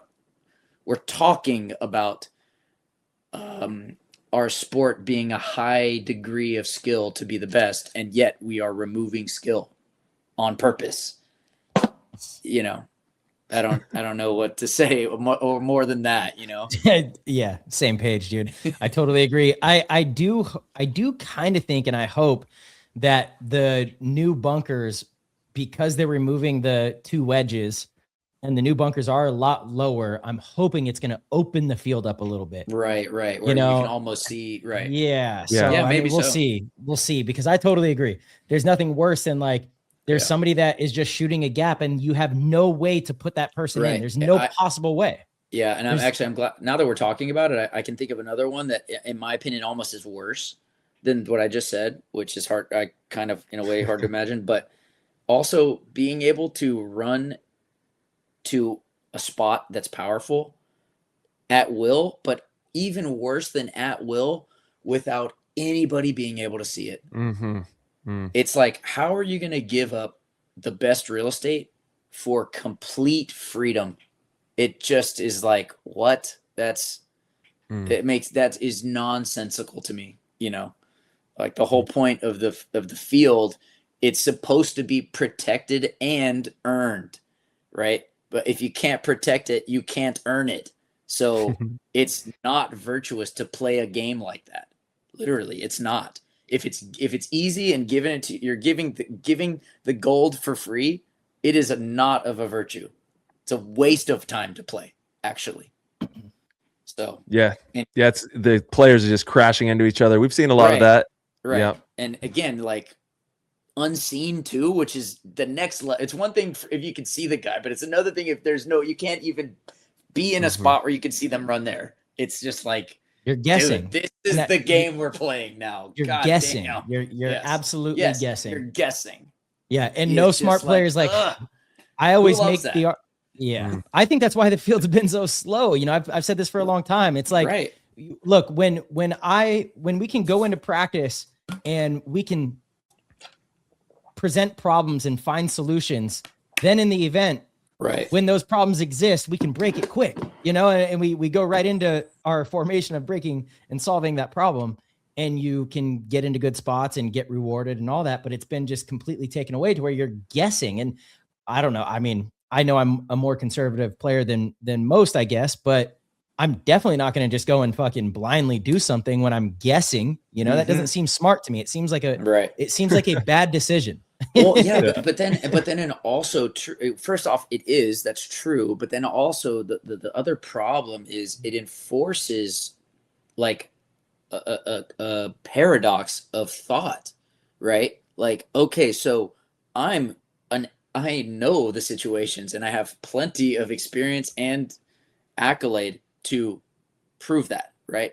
But there's a situation here that I am forced to guess, right? I'm forced to ignore skill, experience, all of the things that have made me who I am as a, paintball player, right? I'm forced to ignore that, bro. Come on. That's ridiculous. That really is ridiculous. I'm so sorry. I'll be right back. I have to use the bathroom. It's all good. Take a little bit. You're good. No, but Archie, I totally agree, man. And the issue for me is that when you talk to Jason about the layouts, his intention is to speed them up, right? Which is fine. I'm actually okay with that intention, but every time I see the layout, I go, this isn't going to be fast. Yeah, and that's what's problematic is like I'm not, and again, that's not my job, and it never will be. I'm pretty sure of that. But like when you, it's just tricky because it's hard to define. Like if you do something, you're going to get the result you want, and that's challenging. But like what we do know is if you can't see, that is a result. And so like, I'm not saying that if the fields are more wide open, that's going to be a lot better, because it might not be, but that is one thing that hasn't really been tested a lot, Yeah. I think what makes a field play fast is the ability to shoot people off the break and rewarding spots. If you get to the 50 snake, it should be hard to get to the 50 snake, but if you get there, it should be rewarded. If you get to the 50 Dorito, it should pay. Right. It should pay. I hard to get completely there. agree with you. Yeah, and then it brings a lot of creativity with strategy and game plans. You have teams that will take risk in certain moments, and it lines up well against the other team's game plan. You shoot someone off the break, and you're in the snake, and it's a quick, exciting point, But it's you also allow skill to develop in points where it is just 5-on-5, but at least you can work with your teammates to put somebody in and make a move. Whereas when you can't see stuff, both teams can get to the 40-yard line snake unseen. Of course it's going to be slow because now you're really close. And so it's like, what happens now? We're in a stalemate, and it's right. And you're not even playing because you're fearful of what you don't know, and that's a problem. You're not able to play freely and creatively because you're worried about something that you couldn't possibly actually know the truth of, and that's really, unfortunately, also another like deeper thought of that is you're instilling fear when there's nothing to be fearful of, which is actually, dude, that's a problem, bro. It's a huge problem. You mean for like outside of paintball? For both, dude. It really is. Sure. It's that's like, funny. It's dangerous, actually. It's a dangerous thing. So I'm actually glad we had that conversation because I've yet to think of it like that. Maybe we all just need to say F it and just go for it. Just well, one of the jokes that I always tell Tom is that, like, and this is, again, like, I wish this was taken a little more seriously because it's actually the truth, but like, dude, we're circus monkeys. Like the players, dude, we are monkeys, dude. It's a zoo and we are the monkeys. Everything is so against us. We don't have a lot of say, right? We are literally there. We're the puppets, we're the show, but yet for some reason we still pay a lot. We're also the customer. We're the customer crazy. And the we're show. The customer it is and the show, right? Yeah. And we also fund the Ghost Sports machine too. That we are also the show. Literally, the show doesn't exist without us. And it's just like, in a way, I mean, I hate to say this, but I will because that's who I am. But like, it's disrespectful, And I would be lying if I say that these types of things don't also make me wonder why keep signing up for the show that I'm paying for the show that I'm the show. It's like what? Okay, let's do this all over again. I'll pay to watch your show out there this year, Archie. I will pay to be there and watch your show. Yeah. So, any day of the week. anyways, I'll say this ties back into like my conversation with Jason too, though, Archie, is it's in the spirit of it. I think for a while, it's like we as pro players have been very understanding of this is what's necessary to get us to the next step. Unnecessary means yes. We are getting to a point, and there is going to come a time, hopefully in the near future, where Go Sports distributions should be made to the professional teams based on, the amount of views they have. Like this is how things work, especially being paying customers. We're not employees of the NXL. That'd be a different story maybe, but we are paying customers. So and that's the path to growth. And when you talk to Tom, like, of course that's what he wants. It's what Jason wants. It's what Tom wants. I think that's what Bart wants as well. I think that's what the people in charge want. And in the spirit of that, I continue to promote and do the right things for that. Right. Really not even for myself at this point, but for the people behind us. Right. In all honesty, and don't get me wrong. This isn't something that I'm like really fighting for here either. Like I just jokingly tell that to Tom because it's funny to say, no, we're the monkeys, man. But it's it's also true though. 3 pods, fine. All right. Here we go. 5 pods. Tell me how many to put on my pack, and I'll be out there. Right. Buzzer at the 50. Let's go. 3 buzzers across the whole 50. All right. Nice. Light it up. Yeah, exactly. So it is funny though to joke about. And again, I'm making light of it, but those are things that could be slightly, maybe changed. Maybe we should have more of a voice. And I know that kind of stuff has been talked about for a long time. So it's not like, it's not like I'm throwing out something completely new idea here. No, every single year it's talked about by all the players, and it's definitely something that is necessary and important, and for the longevity of any sport, you look at them all and they all have them, and that's true. It is, sometimes I think about this game. It's such a conundrum because we've come so far and there's so much opportunity ahead.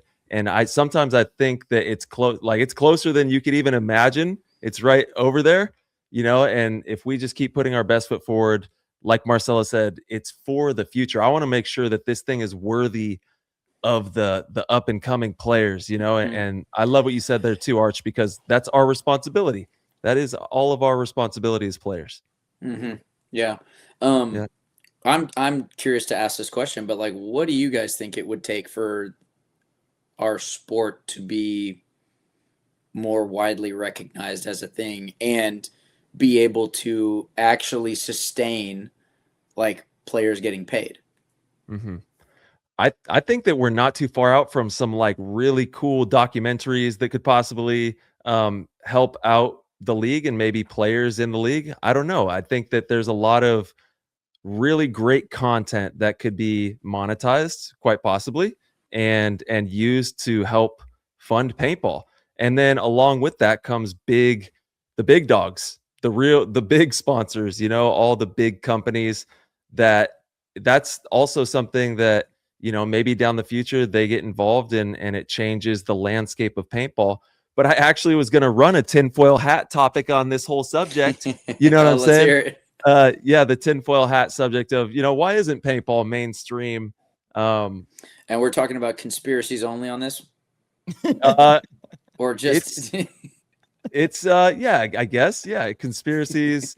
But because Tom Cole is part of the Illuminati and he wants to have full control. No, time. I was thinking, I had where was it at? The big dogs, they have enough extreme sports. They don't need more. You know what I mean? We got plenty of them. You guys just stay away. So the big dogs are keeping us small, right? For not they're like, not we got to interject with their cash scheme. Yeah, we got enough big sports, mainline. I got stuff a crazy one. I can't share it on the air though. No way. Yeah.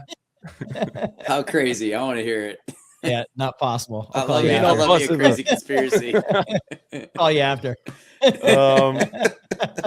Here's a crazy. I real quick. I would like to answer Archie's question. I'll keep it very short. I don't think that anything is necessarily keeping us from that. And I definitely do not think that we need to change our format in order to get there. I really believe we need to focus on the production in the show. And that's when I say the production in the show, I'm talking about like the graphics that pop up on the screen, the telestrator. I'm talking about all the stuff that explains what we're doing. We need to fix that because it's not great. That to me, you watch football, again, the game is an hour long. You watch for 3.5 hours. It's mostly replays and commentators and excitement and a show and this and that. Even when they score a touchdown, the whole team comes over, they do a dance in front of the camera. When you're watching, you're being visibly stimulated the entire time. Right. So we need to tap into that and do that better, and then pair that with the documentaries like Ty's talking about and get people excited. And I think that will bring more eyes to the game and have more people paying to watch pro tournaments. And hopefully that can then trickle down. Big sponsors, obviously, yes, that would be great. Don't know how close that is. Maybe it's closer than we think. Right. But to build from within with what we have, I think we just need to really fix the production. And I don't fix is the wrong term. It's not like it's broken, but just keep adding to that, you know? Yeah. Keep adding. I mean, I think it's a good point. You're fighting for people's attention. And nowadays, like the attention grabbers are good, you know? And so, yeah, I mean, if you're not keeping up with that, then good luck. Yeah, and I agree, March. Keep adding to it because right now it truly is the best it's ever been in the history of our sport. And also, I think paintball is a lot smarter than it looks. I think that's something that holds it back and isn't completely understood by the public when it comes to spacing and lanes and timing and the pressure, making good gunshots. There are so many nuanced details that are overlooked in our game that are just it is a more difficult game than it looks to be. Right. You know, and I think that's part of the storytelling, right? Like that could be brought to the table in a better way, right? Like for sure. Yeah. Yeah. Yeah. You Good know, points. Yeah, we're getting there, baby. You know, it isn't something, it's not the driving force of why I continue to play. I still love the actual game and the competition. Yeah. Competition, man. It's great. Yeah, for sure. All right, some more tinfoil hat. Let's see. Dude, video throw games. my way. Video games are replacing it. Why go get bruised when you can just respawn and stream? Oh man, that makes me think of some stuff, but I don't know if I want to give it a voice, you know, unfortunately. Yeah, like the video games taking video games for sure, but also like people don't want to put themselves out there in a way, like people want to stay in a comfortable way of being, but when you do that, like life will start getting uncomfortable for you. And I don't think paintball is one of the best things. Maybe that, right. I just don't think that's like maybe that well known, and people end up like just not that fulfilled in their lives, you know, largely because they didn't challenge themselves. Yeah, and paintball is one of those special games, as we all know. Gets you in the community. You have a tribe. You get to, like we talked about this whole show. It's truly challenging. Yeah, good things. I mean, a lot of good things. Yeah, absolutely. Yeah, I mean, just imagine. Well, you know, not to say you wouldn't have learned the lessons or seen opportunities to have those lessons, but like paintball just like throws you an abundance of opportunities to grow. And so if you don't have that, you know, there's might be, might take you longer. You might not get them at all, you know, or you might just be a shell and not have those opportunities. Yeah, completely. So, well, and life's all about relationships, man, and you get to build so many great ones through the game. Speaking of that, I want to talk about projects before we finish out with the Discord questions. What's some new stuff you got going on? We got CM Harry in the chat. He wants to know. You know, right now it's kind of an interesting time in paintball. I think a lot of companies are aware that the paintball industry was not super solid last year. And I'm sure there's many reasons to that. But at the moment we don't have anything like super big. We've got some new stuff coming out in the coming months. But we don't have we're not currently deep in the project of like a new gun release. I hope that changes soon, but, to me, it seems like, I mean, you know, anytime you're a small business, the most important thing to do is not misstep in a big way. And some of those bigger projects are just huge commitments, and you just got to make sure the timing is right and make sure, the factors that are going to be conducive to that being a success are all present. And right now we're kind of just evaluating how the industry is doing. So I'm curious to see how this year will kind of change, and hopefully we'll get some momentum in the industry again. And if that happens, then I think we'll be coming out with some. Oh shoot, sorry. We're going to come out with some great guns again. But right now we don't currently have one like in the works, but hopefully soon. Okay. There we go. And he was wondering your ideal way to stay involved with paintball. Obviously, when you're done, you're going to continue doing project. And is there any other avenues or streams of thought and way that you want to stay involved in the game? Yeah, I mean, yes, like project is going to continue to be a thing. I mean, at least until I have a change of heart on that, but I haven't even considered that yet. But other than that, like, I mean, I'm not going to be coaching, I'm not going to be like, that's not a part of this experience that I'm really feeling called to do at all. So that just won't be a thing, but I'll be involved to the degree in which I need to be, for our business and also just for my friends and the people that I love seeing and talking to and, occasionally razzing up a little bit. So, that's kind of where paintball will be for me at the present moment. Cool. Well, good. And I'm sure you got to go back out to, Alex is going to be at X Factor Paintball Park still. I'm sure I'm playing in 2 weeks. Yeah. He's out there. We got practice in 2 weeks. Yeah. Let's go. This is a great question from Ricky H. He wants to know, he says, what's up, Arch, for players grinding and trying to get noticed? What separates the ones who actually move up from the ones who stay stuck? I mean, just actually not.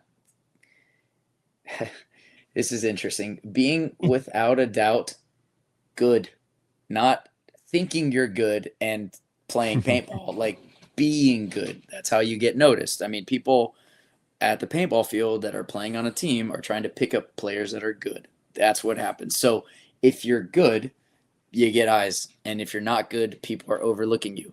And they're especially overlooking you if you're not good and you think you're good. So that is the problem to solve. Be good. That's the problem, right? Not think you're good. Be good. I think I'm good. Nobody's paying attention to me. That is a paradox. So you might have to say, hey, Tyler, what's going on here? Am I good or am I not good? Can you shoot a shot? Because I apparently am not doing that right now. And okay, cool. Well, what am I not good at? Okay, cool. What could I do potentially? Can we have a chat about what I might do to get better at the things that you think I should get better at, right? Care. I mean, just a level of, get out there and get it, right? Like just be it. Yeah, be everybody, it. Everybody wants to think they're good, but not everybody's good. So go figure it out. I love that, dude. X. Yes. Nice. All right, Rounder, what's the wildest thing you saw at Burning Man? I wanted that one. Rounder thing, man. Let's see here. I feel like this year was actually somewhat tame. The art is insane out there, huh? Every year, yeah, absolutely. Yeah. Let's see here. To say the least. What was my favorite? Wow, man. Because they do a whole burning ceremony too. Actually, I'll describe what I thought was the wildest thing I saw. So this was my fourth burn, and I had a new experience this burn that was really quite powerful because I had stayed long enough to experience it up until this year, which is the temple burn. So every year there's the man, which is Burning Man. That's what it is. There's the man who's in the middle of everything, and on Saturday night the man burns, and that's not a real man.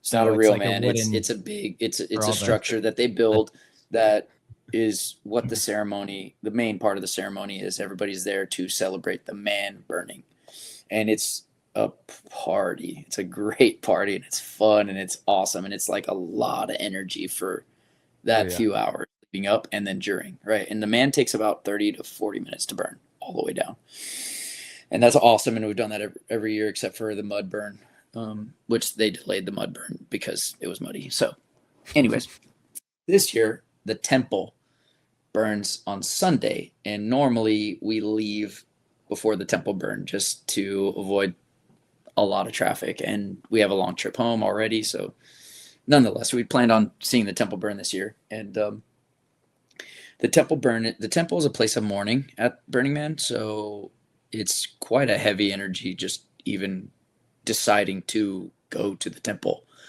whether it's with you're just alone or with people. And a lot of people bring in offerings and of remembrance and, for past beings, pets, family, whatever, even just old relationships, things of that nature, or even just old ways of identifying, in a way. So it's just quite a powerful energy, and it's not unusual to be crying, just being around a lot of heaviness in there. But it's usually one of my favorite places there because it's just such a stark, different energy than the rest. And we stayed for temple burn, and I remember Hannah and I, we got on my bike and we're riding out to temple burn, and we get there and it is like pitch silent. You can't hear anything. Nobody is making a peep. Nobody's talking. It's just silence for like 2 hours. And we're there with our friends and a big group of people, but like at most you just whisper occasionally. It's just such a unique energy at Burning Man in particular. And so then we watched the man burn, and Hannah and I, we were going to leave right after the temple burns, just to kind of get started. And the temple burns, and it's pretty much all the way down to the ground. And we give our hugs and our kisses, and we hop on the bike and we start riding out. And again, like, you could hear a pin drop, dude. Like, it was just so peaceful, and like it was just crazy, like just an immense amount of respect being offered to have that many people in a relatively small place just silent. And it was just really interesting and unique, and kind of a once in a lifetime experience in a way. It was really moving. Yeah. How many people would you say were gathered there? That's gotta, man, it's hard to say. Like the whole experience is loosely somewhere between 55 and 70,000 people. And damn, of that, like for the man burn, certainly it's probably more than half. For the temple burn, it's probably a little less than half, but it's tens of thousands, I would say. Yeah, probably 20,000 on the, I would say at least 20,000, but it's hard for me to define it because it's big, Yeah, of course. It's hard for me to look around and say that's 10,000, that's 20,000. Yeah. It's just hard to fathom, but that's a lot of people. It's a lot of people. Yeah. But like when you're like, if you go to the man burn, like around the time it's supposed to start burning, and if you were driving through the town, it's a ghost town. There's not people, people late, super late going. And that's the same with the temple burn, like for the most part. Like it's the people that are there for the temple burn are there for the temple burn. That's what they're there for. So the people that are still there are there for that. So I didn't realize there's that many people that are out there. That's a Mm-hmm. lot of people. Wow. Yeah, I mean that's the coolest thing about it. I know we're kind of wrapping up, but like that amount of people, the collective, it's not the collective amount of people giving up a large portion of their year to be there is the coolest thing about it. Like it's some people are there, dude. I've met people from all over the world. Like the logistics behind being from Russia and going to that thing is just like absolutely mind blowing, bringing stuff and getting a bike and all these things you have to do. It's crazy. Yeah. And the city only exists for a week. It's just like, it does not make sense. And that's why it's quite humbling and also quite powerful. But yeah, temple burn for me this year was really, really next level. Yeah. Sheesh. Love it, dude. Yeah, and then he came right in and ripped it up in Dallas. Played great. Yeah. Epic, dude. Love it, Arch. All right, Wabi, he wants to know. We'll kind of hop back into paintball a little bit, but how do you? And I know the answer to this. How do you like the reverse mirror Snake Dorito at the Midwest Open this year? Do you think those type of layouts provide more dynamic play or less? It's super funny. I mean, I don't know about the dynamic is the right word, but like, again, like to me, it's like, imagine if they changed the football field right now.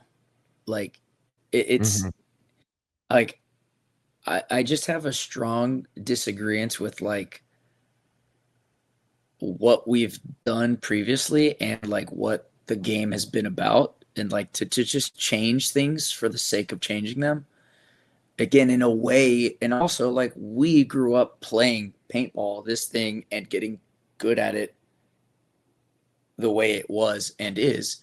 And so like to change it, and I'm not taking disrespect, but in a way I could see how it is disrespectful, because it does negate what we've been doing, and remember, we're the show. So like the fact that this can happen without us having a say is, I don't feel very strong about that, and I'm not here to just, talk shit for the sake of talking shit, and honestly, again, I still think the guys that are doing it are trying their best, and I respect them for that. But some things I just don't agree with. Well, that is one of them. Agreed. All right. Nice. All right, let's see what we got. Oh, we got to ask Verb's question. Favorite food, favorite place to eat it. He asks all the guests that question. What is it? Food. What do we got? Dang. And I'm sure you've actually probably answered this on the last show, but maybe you got a different answer. I don't know. Let's see. Favorite place to eat it. I mean, like, yeah. Well, that's tricky because, like, I would argue the place is not so important and more so the company.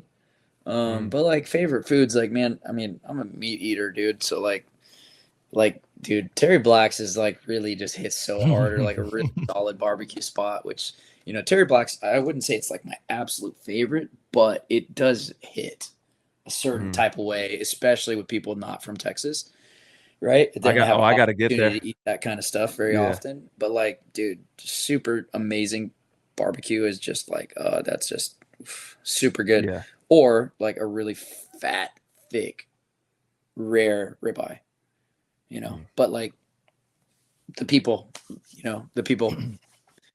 Yeah, I love that answer. I think people have kind of hinted to that answer as well. Like, oh, I want to go, eat with my mom, but nobody said it as direct as that. And you're right, it is the company. Yeah, the and company, I got to go check out that place. I got to get to Terry's is great. You haven't been to Terry Black's, Ty?